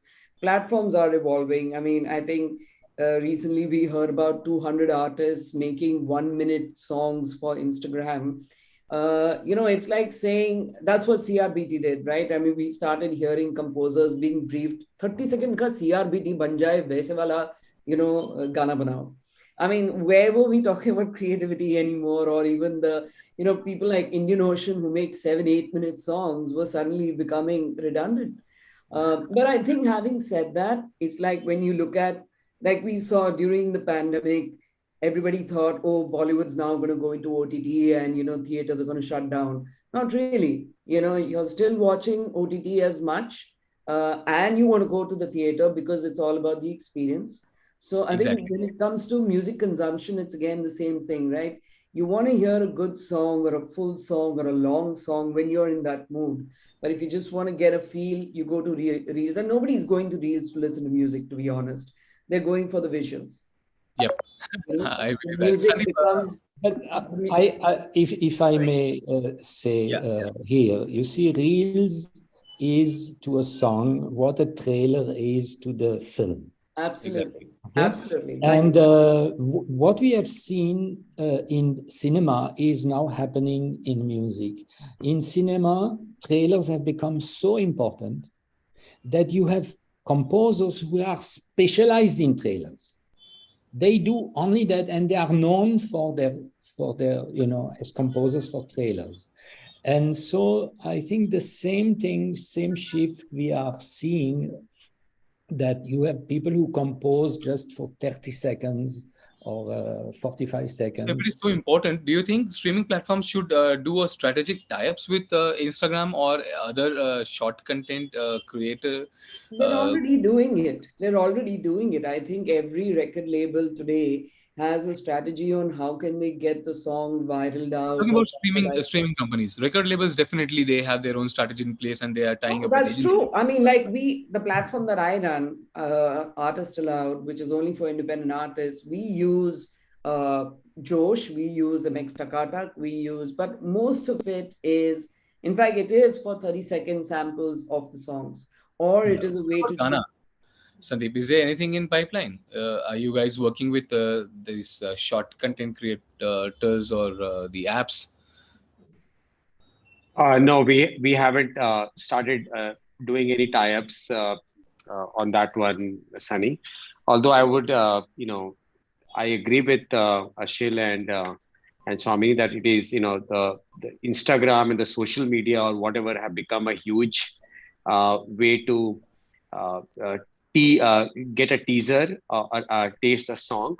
And also, I think the best thing that it's doing is, it's allowing songs like Kacha Badam and, songs that wouldn't have made it really become really big. But more importantly, when 2 years ago or whatever, I have two daughters and none of them were into Hindi music. And now I see Gen Z big time into Hindi music, all driven by these platforms. Honestly, I wouldn't expect, somehow it's giving validation to them. So it's not about introduction to the new songs, but it's somehow these platforms, the new age platforms, are validating that, look, it's okay to listen to Hindi songs. Exactly. And so I am amazed at, the Gen Z and the millennials. I actually didn't expect that they would actually get into this Hindi songs. At least I wouldn't expect my daughters to do it, but now they're doing it. And I'm asking, where are you getting these? And all of it is happening through social media platforms, right? So I think beyond people knowing about these songs, I think the generation coming on to the music streaming is a big thing for us. Very big thing for us. And there's one more change. Latest research shows that, audio, earlier what used to happen, that whenever you used to listen to audio, you generally used to find the video of the same. इसमें कौन है, क्या perform कर रहा है? You always were curious to see. But these days, people are not keen to connect the audio with the video. This is what the latest change and the numbers are talking about. If a song is doing great on streaming platform, it's on a 10,000 streams. The same song's video on YouTube has only 200 views. So I would say that streaming numbers are more, I would say it's a parameter to see the success of your music these days. What do you think about this concept overall? Can I? Yeah, Go yeah. ahead, go ahead. Yeah, I think today, the consumer has been totally spoiled with various methods and options for consuming. I mean, in our good old days, we had a music television and, I mean, a television channel, and we had radio also was not that actively, playing indie pop music, as we would call it. Bollywood was always there, right? We didn't have that many stations as well. Today, in spite of so many stations, we still don't have any radio station that's dedicatedly playing only non-film, right? Because Bollywood will always, either Bollywood or regional. We are seeing a lot of stations, in the regional, like places like down south, they are not even playing Hindi. They're possibly just playing Tamil or Kannada and that kind of stuff.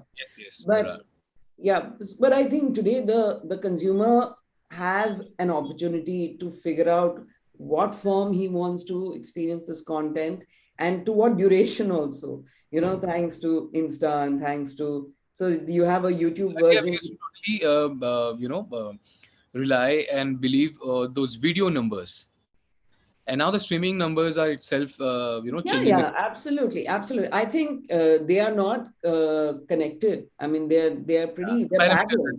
Yeah, they're parallel. They run because it's not necessary that somebody is actually watching a video and then listening, or vice versa. Yeah. So yeah. What do you think, Sandeep, about this concept, this latest change?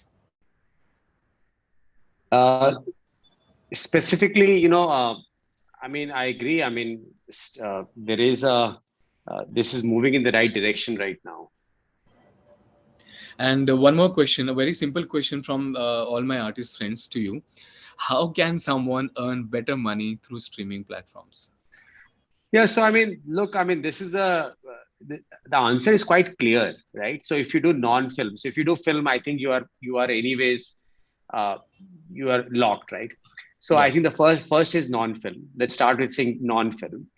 Then if you do non-film, then you have to say, look, I will take a risk and I will go through, a CD baby or DistroKid or directly go to a upload on my own, and I'll have to take risk, probably put my own promotion money if needed, and promote this song on my own, right? But the answer is I think the writing is clear, and the answer is very clear that you'll have to do non-film, distribute through independent guys, and really promote a little bit of that, right? And possibly use social media as well, that we discussed right now, the platform of social media, to do something more, right? So if you're ready to do all of that, honestly, which is what uh, you know artists, do they have time or not, I don't know. But I think if you're able to do all of that, saying I want to go direct, I want to start, I don't want to give a cut to anybody else, I think, yeah, you can do it. So is Ghana supporting anything like this? Any plans in future or anything is in pipeline where artists can directly communicate to Ghana and So promote so their music? yes, we recently launched an artist app where right now, so the artists can directly understand what's happening to all their music, right? And then the next revision of the app is they can start to communicate with the fans directly. And then the version right after is where they can upload the songs. It has to be a song that they're not distributing through labels, right? So if they want to distribute their songs on their own, absolutely they can do it, right? So Yeah, we are at Wink also doing the same. yeah, Artists directly approach us and give their music to us, and we can distribute it not only on Wink but all the other platforms too. correct. So I think Uh, it's a bet that artists will have to take, of non-film, going direct, taking ownership, right? So a lot of factories and manufacturers directly upload on Amazon and sell it, right? So you'll have to be ready to do that.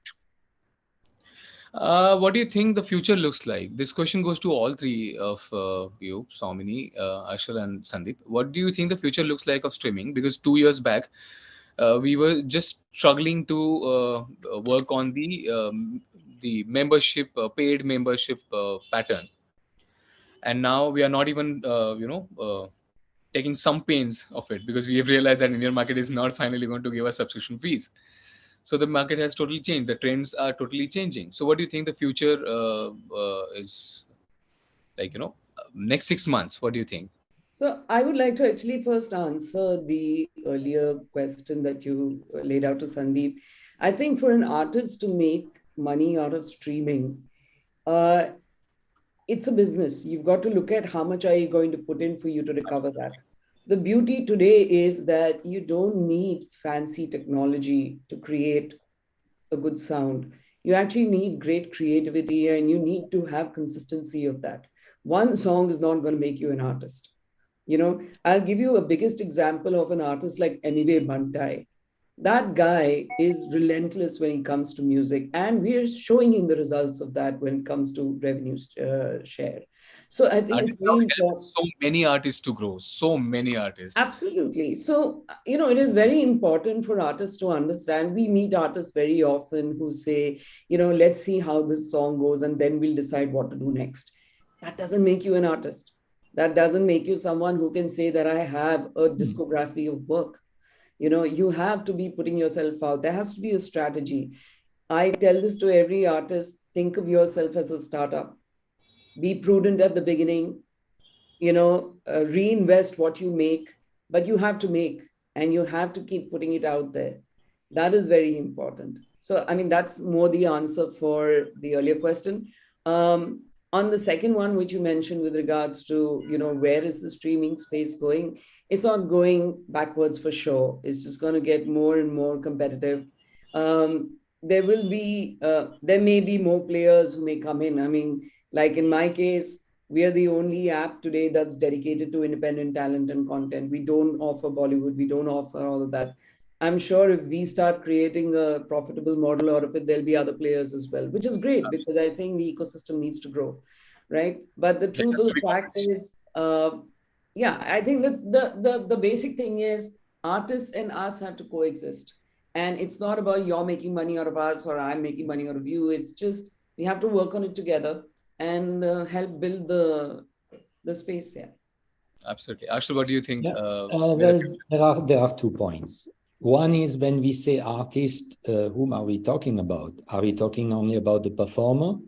Are we talking about the lyricist? Are we talking about the composer? Are we talking about the studio musicians? There's a whole ecosystem. Yep.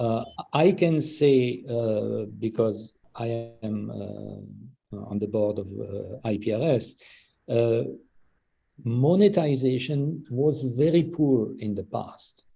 And in 2017, when Javed Saab and myself, we joined the board of IPRS, the income was 33 crores. In the year ending 31st March 22, the income was 310 crores. Wow. During COVID, we paid out to lyricists and composers, not even taking into account the publishers, just to lyricists and composers, we paid out 385 crores. Wow. So one thing is that monetization is getting better and better. And today, IPRS alone, I think the potential IPRS should be at around 12 to 1400 crores instead of 310 crores if everybody were to pay, because there are a lot of, not the small guy, it's the big guys who don't pay, or who, you have to negotiate years with them before they start paying. So monetization is very important. And second, when you talk about artists, there are people who, who have bills to pay, who fall sick. What happens to them? They have less protection than a worker in a factory. There is no social security for them. So this is something that, at IPRS we have taken into account, and you will see, hopefully in a year or two, it's really something that is going to be addressed. How do these people live? So today, at least their income is growing thanks to the streaming services, thanks to YouTube, Instagram, and all those new platforms. But I have one reservation, with what has been said before, that an artist has to be like a startup. 99% of artists are not in the mental frame of a startup. Exactly. Okay, so what we are seeing, and what is a very good sign, is that you have a lot of small companies who are coming up, who do management, who do marketing, a whole ecosystem is starting to get built. Touring agents who is starting to get built around it, and this is really a very good sign. And we are only at the beginning. I think if 5 years down the road we are going to meet again and speak about this, I think we are going to have a very different music industry. So I want to clarify the point I was trying to make. No, it was not a, it was not an attack. I understand what you say. I understand what you say. Yeah. So what I just want to add is, when I say a startup, I mean, an artist needs to look at themselves as someone who's in control of their creative work. Obviously, you need to work with companies that will become your hands and legs, like the companies that Ashton spoke about, the ones who are setting up marketing outfits or amplification outfits or PR outfits, whatever. Yes, an artist is not meant to do his own PR. No artist wants to do that, right? They just want to work on the creativity. No, it's not just scared. It's the comfort zone, I mean, it takes years. When you look at people like Sonu Nigam and Shah Rukh Khan and Sunidhi, it's taken years for them to be in a point where they know everything about themselves, and hence nobody can tell them how they should present themselves. But if you're somebody who's starting off, I think the fact that you have a creative control of your work, that should be your calling card to say, if this is my creative work, this is how I would want to present it. And then you use the right people who will help you do that. True. What do you think, Sandeep, how the future looks like? Yes, I think, there are, I think we have to look at the industry in two parts, right? One, I think what Ashil and Swamini is talking about, what will happen on, how the artist should, should look at this industry. On the other side, I think you were talking about more from subscription and the free side. Honestly, my view is, and I want to talk about both. I think the free economics doesn't quite work. Honestly, right? We know that. So giving user free music and streaming platforms taking the brunt of the cost, I think that model is unsustainable.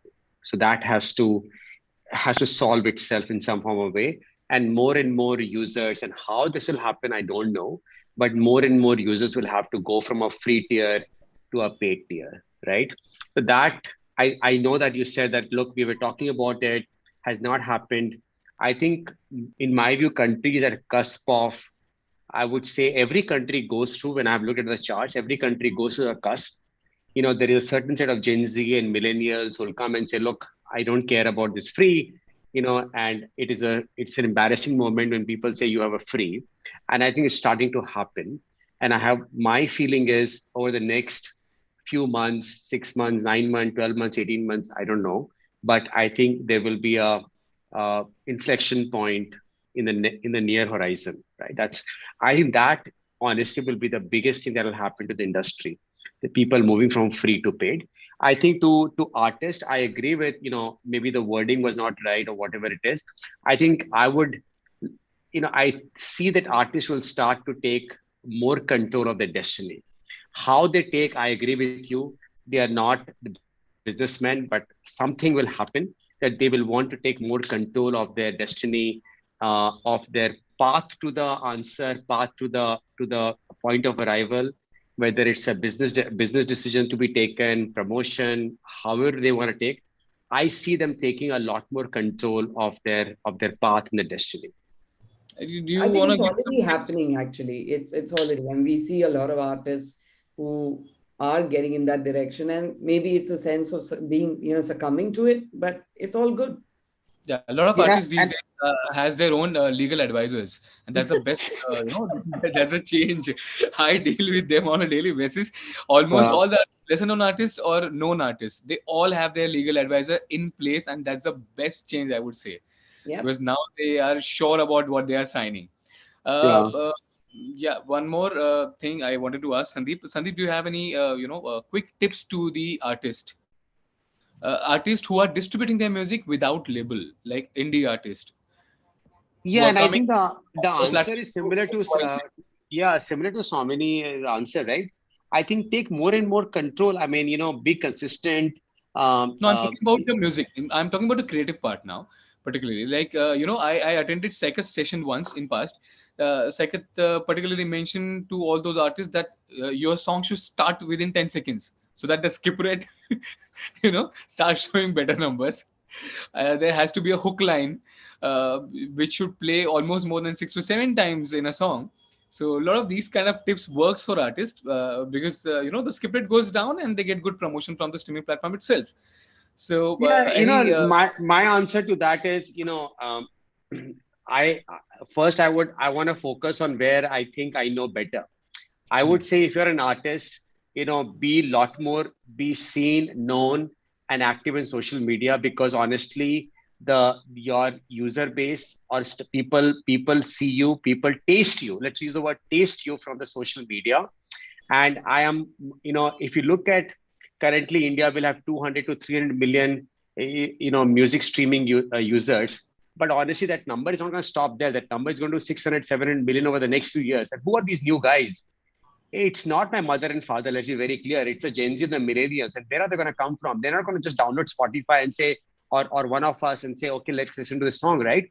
They're going to start, tasting music from social media platforms. It's important. If I were to give one tip, I would say, be a lot more active there, and think about making sure people are seeing you there, people are tasting you there, and that's how you create your platform, your brand in the industry. how are you increasing your reach, so many? You have any plans in next 3 months, 6 months? Yeah, so we went live with our app in February, and one of the things, so of course, we're doing the usual suspects of install campaigns and social media. But what I'm actually very excited is we're engaging. I mean, again, the point of what Sandeep said, social media is such a big place. So we're actually engaging almost 90 influencers on a Wow. monthly basis. We just started it, and our first month we had a huge and this was across the country because we've got music across the board, and each influencer is supporting us and helping us to talk about the app and just get more and more people familiar with what the app can do for you. My agenda, and of course it's a little selfish, but I'm hoping through the selfishness I can get more and more artists discovered, is I want consumers to be able to say, hey, did you check out this artist on this app, right? And I think I'm well placed to do that because I don't have the competition of Bollywood. So That that hopefully keeps me in a better place. But yeah, I mean, I have to say this, that I'm amazed with the kind of talent we have, because these artists, I have no idea where they come from, but amazing melodies, beautiful voices. And I'm constantly pushing the team and myself to do more and more to just get people to discover it. I have a last question to Sandeep now. Sandeep, you really want to talk about how this RRR and other movies changed the number games. Yeah, and I think before the numbers game, the challenge was, in all of our platforms, we classify a user as a Hindi user, an English user, and Punjabi user. Now, say you have an English user or a Punjabi user or a Hindi user playing RRR, and then what do you say the next song is? You think, oh, he probably wants to listen to a Tamil or Telugu song, and then you put it out there, and your algorithm is completely wrong. So, these songs have really put our algorithm and our recommendation engine upside down because Yeah, I've seen that on Wink also. these songs are so universal. and really big out there. The Oh Antawa song, right? In every party that you go, they are playing there, right? So I think, honestly, the first is, I mean, one, I'm amazed at the universal acceptance of languages right now, right? People, Punjabi song or a Tamil song or a Telugu song or some Kacha Badam song, I think things are becoming popular, the melodies or whatever it is. And I love what's happening in the country right now, right? Hindi is losing share dramatically. Bollywood is losing share dramatically, right? I think it really is a challenging times for Bollywood and Hindi right now. What about international music Our consumption? Hindi. So international music consumption, when stuff like this, when Punjabi and this Telugu and Tamil pick up, international, people still spend the same amount of time, right? So either they spend time on these hits or they spend time there, right? So we see Hindi and English losing share to these to this, but English users is flat on our platform, which is also goes on to show that the Gen Z and millennials are actually who are coming in are actually listening to Hindi songs as well, which is good, right? Great, absolutely. So with all these good answers and good interaction, finally, I would love to wrap this panel. Thanks a lot, Swamini. It's always good to listen to you in any panel or every panel, I would say. And actually, you are always there to guide and take over the minute points and throw a better light on them. Thank you. May I add just one thing, please? You see, music is much more, as I said in the beginning, than commercial music. Everybody knows today of Bella Ciao from Money Heist. Okay, Bella Ciao is a production music library song from which I control. Okay, so library music is really, it's a huge avenue for earning for composers and musicians. And today there is the Sync Mama. I am launching the platform, but see, today 90% of the Indian music that I have is made by foreigners. By foreigners who play sarod, who play sitar, whatever, because before, as I said in the beginning, there was no way of monetizing your investment in this type of music. But today you have some new young composers who are working for library music abroad, Akash Mukherjee, Abbas Rastamji and others, and who are making good money. Definitely, Sync is helping, and Sync is the future. Sorry? Sync licensing, Sync a marketplace. Yes, library music, it's really, it needs different skills than, it's not that in the first 10 seconds you have to hoop the ear. On the contrary, it is to write for the image. And today, background music composers in the industry are not regarded, as high as the others. But it is really a special skill. And, Ennio Morricone, when did he compose a big commercial hit? And more artists should get educated now about how they can make more money through. Exactly. It's going to be, and it's starting already. I see some small companies starting. It's really an avenue that musicians, composers have to look at. So now they know whom to connect. Me? Absolutely. Me, Okay. but there is herd music in Bombay, and there is Deepal music in Delhi who have started, and so it's a new. I think some years down the road, when you're going to talk, I think library music or production music will be part of the discussion as a revenue stream. Yeah.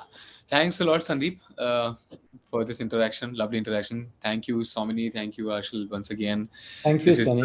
Wrapping up this Sandeep, section. thanks, Swamini. Yeah. Thank you. Thank you, guys. Thank you. It was good interacting with all of you. Same here. Thank you so much. Thanks a lot, radioandmusic.com, for giving us this opportunity. And this is Indian Music Fest 2022, a virtual summit.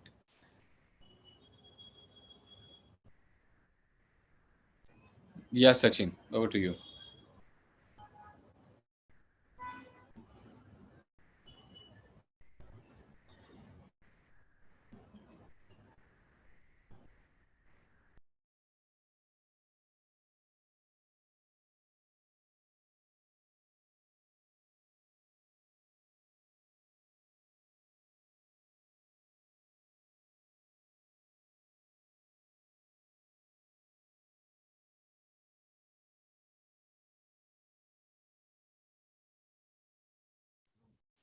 Sunny, you're here?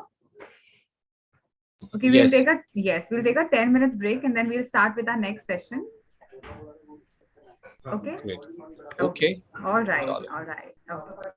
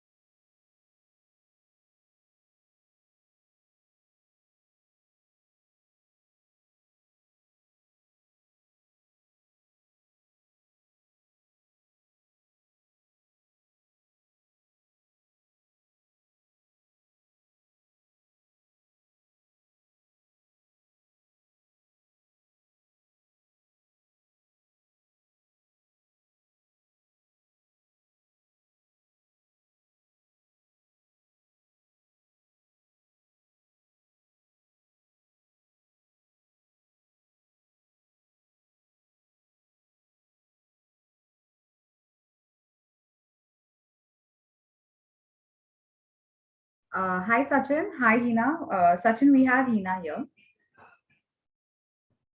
Hello. Hello.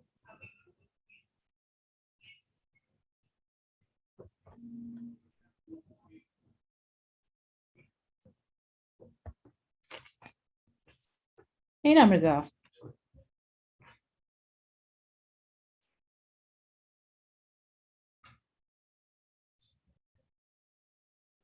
Hi, Hina. Sachin, you're here? Sachin, 1 second. I'll just call you.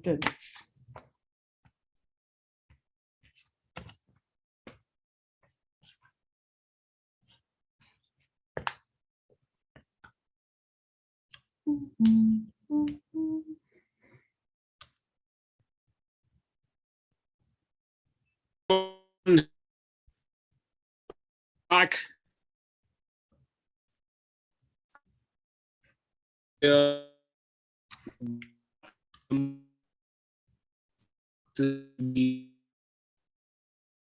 Your voice is breaking, Sachin. When reach your music and social platforms, on music distribution, and how you can really accelerate your reach. And are you there with us? She's the head of Tuneco,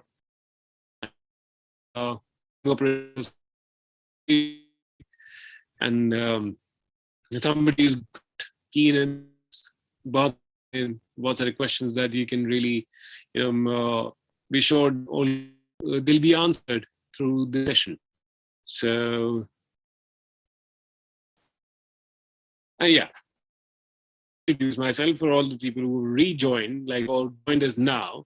I'm Sachin, RJ Sachin from Red FM, Delhi, and I've been here for a time now and looking after independent music show Red in Shuffle, and thing which is the biggest show now in Indian radio. We have to be associated with this festival and all this great conversations which are happening, which have been happening. This is the third day today. Can you hear us? And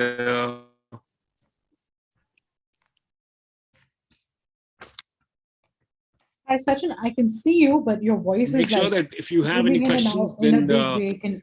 It'll be an interactive session as well, and towards the end you can ask these questions. Hi, can I be heard? Sachin, thanks for the introduction. I didn't get much of it because you were breaking up. I don't know if it was just me or it was everybody, but am I audible? Can I be heard? Yes, Hina, we can hear you. Yes, you're audible. You're perfect. I think there's some network issue from Sachin's side. Yes. Acha, no problem. Sachin, thank you for the introduction. I don't know what you said, but I'm hoping it's all good. Okay. I'm having some trouble sharing, putting my video on, but really it's irrelevant. The screen's in front of you. You can all see my screen with his arms outstretched, I gather. Yes. Okay, excellent. All right. I just wanted to check around and ask, are there many people? Are there enough artists? Should we start? I know this is being recorded for other artists when they can. I know this was on short notice, so we're good to go. Yes, Hina. We are good to roll. Yes. Okay, great. Okay, so whoever's here, thank you for attending this live, and for people who are going to watch it later, I hope it helps.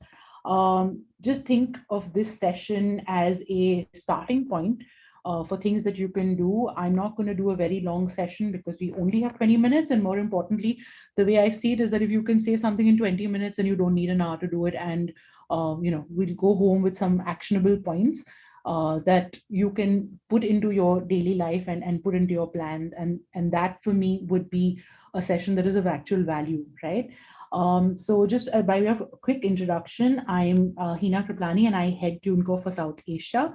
And I'm going to talk to you basically about distribution. We will touch upon Tuneco, of course, and why we do what we do. But really the focus of this session is about just accelerating your reach. It's really about that. It's about amplification. It's about how to plan your releases and so on and so forth. Okay. So just to start, Sorry. Okay. So what is Tuneco? Most of you know all of this, so I'm going to go over the slide really fast. Sorry, Hina, to interrupt you, but could you on your video, like we all want to see you really? No, that's fine. I just don't, I'm having trouble putting on my video. I tried to put it on. It just basically flashes and then goes off. Like if I do this, you see me for a second and then, you know, I'm not really certain what is going on here. Is this on? Can you see me now? Yes, we can see you.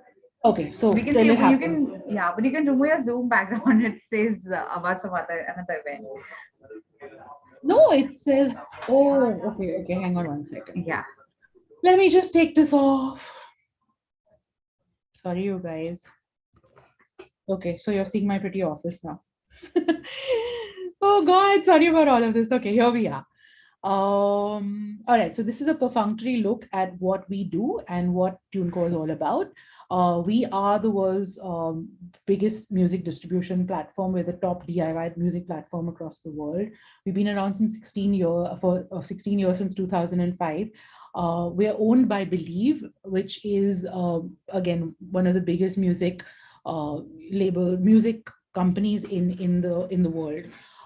We're a subscription-based platform wherein you come in and you essentially are able to upload your stuff onto us. It's a DIY platform. You pay year on year, and essentially you're paying us for a service of distribution. We keep none of your all your rights are 100% yours. The revenue is also yours when you're distributing through DSPs. So it's really a DIY platform. The idea really is to be able to enable the artist to do their own thing. It's about democratization, and that's essentially what Tuneco attempts to do with every artist, right? Okay, just to go back a little bit, now we're talking about music distribution and how it used to be. Like you often hear about how the good old days and all of that. And I understand that there is always a bit of nostalgia for things that are in the past and, you know, like how it's different now and whatever. But I'm like a huge believer in progress, especially when it is useful. The progress is actually good for you as a musician, because now there's so much more transparency and so on and so forth. And to give you an example, just to walk you through this particular slide, essentially it used to be that you as a music creator would then knock on the door of a label or you know, a music distributor.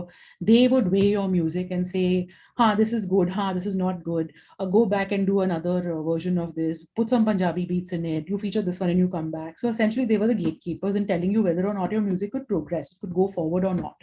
Once you did that, you basically sat back, and they would then move your physical stock into record stores. Then they would be bought by local artists and so on and so forth, local fans, and you know, then your music basically got heard. So it was like a process, right? A procedure, and your first thing was to even get through the door, which sometimes would or would not happen, right? Another reason why this model doesn't work anymore is because of the next slide. Physical distribution, physical music is on the decline. By 2030, it will be a very negligible part of our industry. So, I mean, I don't even need to tell you people why streaming is important. I just thought this slide said a lot. It just shows the decline of physical, the decline of downloads, and the incline of streaming. And I think this is why it's very important to keep this in mind when you're talking about music distribution and how we do it now, digital distribution. Yeah. How it works today is fairly simple. There's a music creator, which is you. You come to someone like me, a music distributor. You upload your music onto a site like ours, and you essentially are then able to reach out to 150 plus platforms, reaching out to a global base of fans. You don't have to pick your regions. You don't have to do that, though you have the option to do it. You essentially are able to, with a click of a button, you're able to essentially reach all your fans, create new fans, and so on and so forth. Music distributors come in two types. There is the independent distributors like a Believe, or they are the DIY distributors like us, right? The difference with us is that there are no gatekeepers with us. So how it works is that if you believe that your music should be heard across the world, there is nobody telling you, okay, it's not good enough or whatever. As long as you have the rights to put it out, you can do it, okay? Now, the first thing you need to do as an artist is figure out what kind of distributor do I want? Who is it that I want to go with? And it's a difficult decision because all of us more or less do the same thing, right? But some do it better than others. And when I say better, it's a completely subjective thing. You might decide that something is important for you. Like you might decide that, I don't want to pay year on year, or I don't mind someone taking a bit of my revenue. Or you might say, no, keeping my rights, keeping my 100% revenues is really important to me. So you decide then to go with someone like a Tuneco who offers that. So these are the different factors that I would look at when I'm doing research as an artist. These are the things that I would look at to see which distributor to go by. So make a checklist, okay? Consider these different things. These are the heads. I won't read all of them, but essentially these are the important things, like how much of localization happens. Am I able to pay in my local currency? Will I get paid back in my local currency? Can I use methods like net banking? That could be important to you. Do they distribute to social platforms? Can I try out stuff? Will I get that for free? There are loads of questions that one can ask. You just need to figure out what is important for you. This is like a starter, right? Go from here and see who makes most sense for you. But please distribute your music. It's really important. Whoever you choose to do, that is the starting point. There is no point in you saying you're an artist and having loads of beautiful music on your hard disk and no one else ever gets to listen to it. Yeah. So put your music out there. It's really important. Moving on from here, I'm going to do this. Why Tuneco? There's a plethora of reasons why Tuneco, but essentially 100% sales revenue from music platforms. We're the only ones who distribute to the 4 Indian majors, which is Ghana, Wink, JioSaavn, and Hungama. We have a state-of-the-art dashboard. You can track your digital music trends and sales. If you want to distribute to social networks like Facebook, Instagram, YouTube, TikTok, it's all essentially free up. There's no upfront fee, and we essentially take a part of that revenue. So you can do a trial method and then see if you want to distribute further. Then, of course, there's the localized payment solutions, whether it's price, currency methods. We've streamlined all of them for the Indian artist, keeping you in mind. We want to make sure that it's simple to do. There's also ease of use. There are several support videos that will tell you in Hindi, Punjabi, Tamil, English, how to upload your music. There's a customer care, which is essentially available to you in every Indian language. There's industry expertise. There's our loyalty program, which is really Tuneco Rewards, that actually furthers education of our artists who want to know more about the industry and so on and so forth. And I think the biggest thing for us, another thing, is that we're part of the Believe family. So for me, I don't want to hold on to an artist who has outgrown me. I'm very quick to recognize that. And if you are an artist who are doing particularly well, if you hit certain thresholds, I will upsell you to Believe, which means then you become an artist represented by Believe, and you get certain benefits that you will not get at a DIY site, like promotions, marketing, and so on and so forth. My intention really is to make sure that I am pushing up as many artists into the system so that you grow. Yeah. And most importantly, we are constantly evolving. I don't know if any of you all have read, but we've just started our unlimited pricing. There's a price point and a level of service that's available for everybody. So just check this out, okay? I'm going to move on from there because I know that we're short of time. Now let's talk about planning your release, all right? This to me is the most important thing that you do as an artist besides making your music. Think about the time you spend creating your music. Now think of the time that you're going to spend pushing it out into the world. A lot of artists, what they'll do is they'll rush through that process. Song is ready, I'll upload it today, I'll release it tomorrow, done. Doesn't work that way. It's really not ideal. One, because you spend so much time and energy creating that piece of music, you want to give it the best shot it possibly can to get out in the world and do really well, okay? So let's break this down. If I had to start planning a release, what's the first thing I would do? I would do research. We've touched upon this. When I say do research, I'm talking about all kinds of research, whether it's, selecting your distributor, selecting, who your team is, who's doing press for you, who's doing whatever. Are you doing it all yourself? If you are, how are you going to do it? So just figure out your research first. Yeah, just figure out what you're going to do. Then select a distributor. We're hoping it's Tuneco. If you do come to Tuneco, make sure that you upload everything at least 2 weeks in advance. 3 weeks is ideal, 2 weeks is good enough, but give yourself that lead time. In that lead time, essentially what you are doing is that you are making sure that all your metadata is correct, all your everything is the way it's supposed to be. It meets all the parameters, it meets all the guidelines, and so on and so forth. Also, it's a great time for us to make sure that everything that you've done is correct. So when it goes through content review, which every song goes through, every release goes through, you aren't waiting on us. Like if your release date is today, it's ready in time in those 2-3 weeks that you've given me to prep for it. Yeah, so lead time is really important. The next thing to do is make sure that now I'm talking about the time between the time that you've uploaded and the time your release is set for. So in that period of time, these are the things you're going to do. Your electronic press kit. Now, what is your electronic press kit? It's a fancy way of saying your bio, your photos, your press quotes, links to your music, links to your social media profiles. It's basically your calling card. So what happens is, if you want to send it out to whether it be industry insiders or the press, or even when you're pitching to new management, whoever it might be for, this is like a ready reckoner of everything that you've done and what you are, right? So it's really important to have this electronic press kit ready. It's a really neat way of sending out your information to the world, right? Then, of course, there's social media. Most of you are, better at this than I will ever be. But I'll say one thing is that it's really important to create a solid strategy, create a calendar of what you want to say and when. It doesn't have to be so specific that you lose spontaneity, but at the same time, you should have some sort of an exoskeleton as to what you want to say. Another thing I think is really important is to keep your branding consistent. You want to make sure that you stand for something, and you can use different facets of your personality when you do that, but just make sure that the voice stays authentic and consistent, because people are looking at you and listening to you across different platforms. So while you're using those platforms differently, what you're saying should more or less stay the same, right? So keep it as consistent as possible, right? Then there's the next thing, which is claiming and updating your artist profiles on all major music platforms. This is really important because what this allows you to do is if you claim your profiles, you're able to basically attract and maintain fans.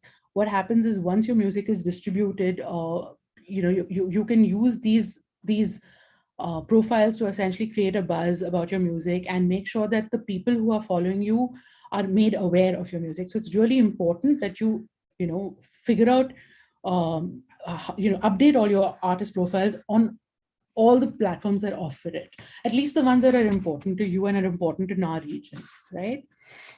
Then the next thing, it's about platform tools.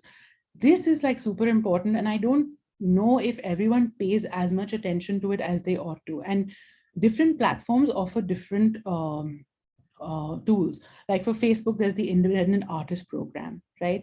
For Spotify, there's Spotify for artists. In fact, Spotify, I don't know if many of you know this, but you should.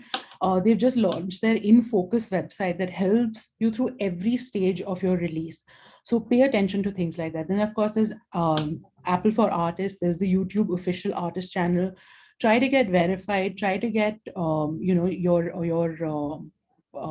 the tools that they're offering you are there to better your chances for release. So just make sure that you are using them as best you can, right? Then of course there's the playlists. Someone asked me the other day, is playlisting like the most important thing? My answer to that is, of course it's important. Is it the only thing you should do? Definitely not. But is it important that you get featured on playlists? Of course it is. It's the way people discover music right now. And you've got to better your chances at getting yourself playlisted. A lot of artists will tell me nothing's happening, no one's picking up my music. The point is that what are you doing towards that? And while there is no 100% guarantee that it'll get picked up, you can do things to better your chances. How? One, you make sure you release well, you upload well in advance so that platforms are aware that your music is coming. So that's the first thing that you need to do. If you do a last minute release, it's just going to get released. No one is going to be able to pick it up because there's not enough time. Most editorial happens before the album gets released. If it gets placed into playlists, it happens before your release date. So make sure you've given yourself that chance to do that. Then there's other things that you can do is make sure that you're using every pitching tool that's possibly out there. You're also then there's also a way for you to approach curators of indie music playlists and so on and so forth, and put yourself out there. Figure out that's a good way to do it. Figure out the playlist that you want to be on and then pitch to the person saying, I think I make sense there. Like every one of us wants to be on the like the top 40 or the Friday playlist and stuff. But sometimes it's not the ideal place for us. So what you want to do is find the right genre, like the indies and so on and so forth. You want to find out the right playlist that you can possibly part of, and then pitch yourself according to that. Yeah. There's lots of information on playlisting. In fact, we did a really interesting session with people from Spotify and so on and so forth. If you look through the YouTube India listings, there is an actual thing where Padmanabhan from Spotify actually told you how you can get playlists and so on and so forth. So, just have a look at that YouTube video whenever you can. If I get a chance to, I will drop the link in here. The next thing is live audiences. I know that live promotions. I know that it's been a bit of a dead time for everybody the last 2 years, but things are changing in fragments and small bits and incremental bits. So all I can say about live promotions is, of course, you need to gig, you need to do all of that. But even if it means meet and greets, even if it means listening sessions, there is a connection that happens when human beings meet each other. The impact your music will have on people if they hear it live is very different from them hearing it over headphones and stuff. There is a bond that gets created, and you make super fans out of that. It's really important for you to get out there as much as you can and as much as we're permitted to do right now. But make sure that you get out there as much as you possibly can. There is no replacement for live. The next thing is press and blogs. It really surprises me how little artists use this avenue. A lot of artists, because they don't know what to do or how to go about it, will often ignore it completely and not do any press, which always surprises me. And especially now, there is a plethora of blogs that are here to support you, whether it be the Indian Music Diaries or it be the Humming Heart and so on and so forth. There is ways to get your music out there. Please do that using these blogs. And as far as press is concerned, on the Tuneco India artist page, Amit Gurbakshani did this fabulous checklist of 23 points to basically make sure that you're pitching your music correctly to press. Please have a look at that. It's the most useful checklist I have seen. And it comes from Amit Gurbakshani. I mean, I would listen to him. It's like a Bible to me. So please have a look at that when you have a chance to. Artist advice section on tuneco.in. Okay. And the last piece of advice is really lean into your network. And what I mean by that is think of how many friends, family. I mean, forget that. Just look at your mobile phone. How many people are in your directory? These people are your network. You need to lean into them. They're your first touch point. Make sure that they're downloading your music. Essentially, if you get 1,000 people to download your music in the first 3 days of it being released, you're in a really good place, right? It's not that, not download, sorry, stream your music, you're in a really good place. So just make sure that you lean into this network, lean into family, friends, all those WhatsApp groups, let them count for something. So use that, right? So that's what I mean by that. Okay, so that was basically me talking about how you should plan your release. I hope these have been useful to you.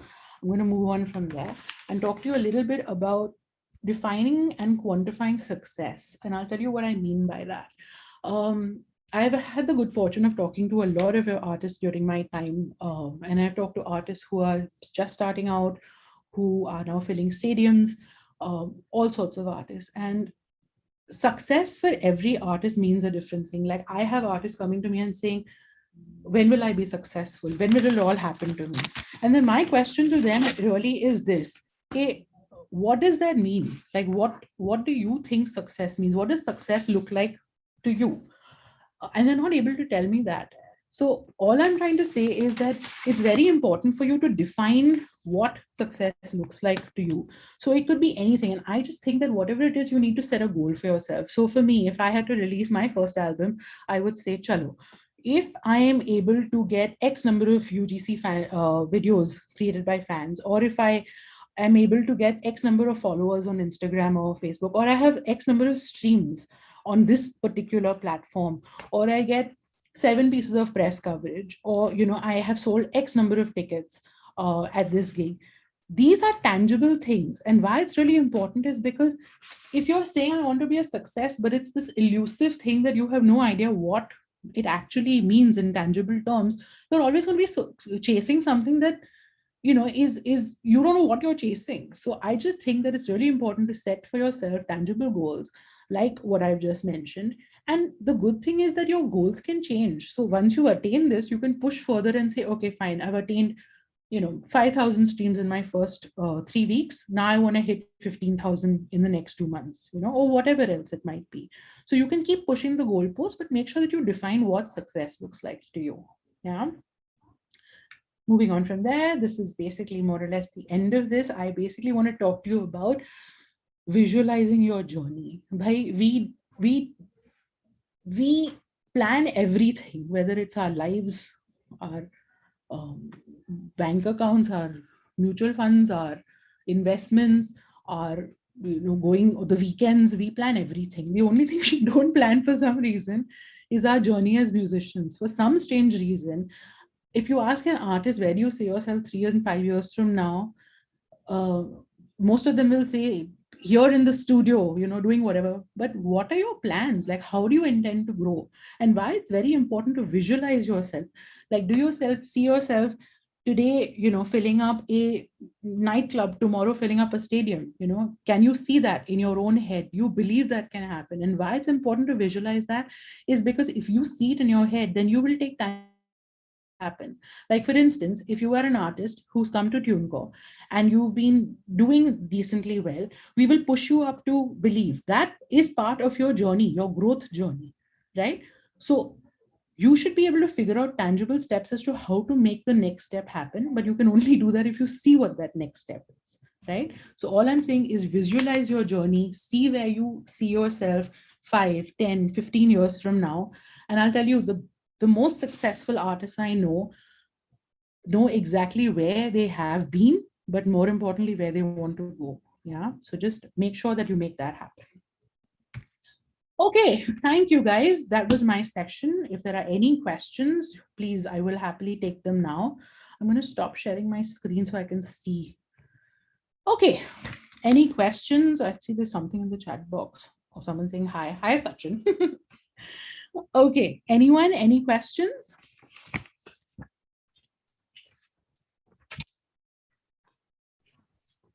I think you pretty much cleared the queries that people have already. The artists usually have. Sachin, you take it ahead from here. No, I think besides all the great things you said, like I was also checking out the poster right behind you. I think is this a Led Zepp poster right behind you? Oh, yes, of course. Okay. Yes, it's a Jimmy Page. So, but I think this was really enlightening, and we would formally like to thank Hina for taking everybody through this journey, because we, like you mentioned, making things tangible, working on the real things, and finally even visualizing that you can really do it. And I think they should really help the artists. So I'm glad to be being here. Thank you, Sachin. Thanks. That was very kind. And really, my intent is honestly always to give artists something that they can take home and chew on, because we all have philosophical discussions. We all have things that we say, and like all these tangible and intangible things like, oh, success will come to you and stuff like that. I want to be able to break it down and tell them how. We can't guarantee that everyone is going to do fabulously, but we can definitely tell them how they can better their chances at getting there. So that was the intent, and thank you guys for inviting me to do this. I'm always happy to talk to artists, and I hope more people see the link and the recording so that it proves useful to them. But yeah, I've been really happy to be here. So thank you for that. Thank you, Hina. And Hina Kraplani, head of Tuneco South Asia. And today is the last session, but tomorrow we're also talking about the other aspects, which is music and related to art and related to mental health. And so I would request everyone to join in tomorrow. We as a radio station, as radio partners, Red FM is thrilled to be associated with something like this, where independent music is getting discussed, the artists are coming, the insights are being shared, but more than that, the way forward, as Hina was explaining, like how you can really take your journey and your dreams forward. So I would request all the viewers to join us tomorrow, and we'll have another, soulful and insightful session with the industry leaders. And make sure you get your questions also ready. So we'll meet tomorrow again at the same time. We're starting, and thank you from Red FM Studios. This is RJ Sachin. See you tomorrow. Thank you. Sachin. Thank you. Bye-bye. Bye.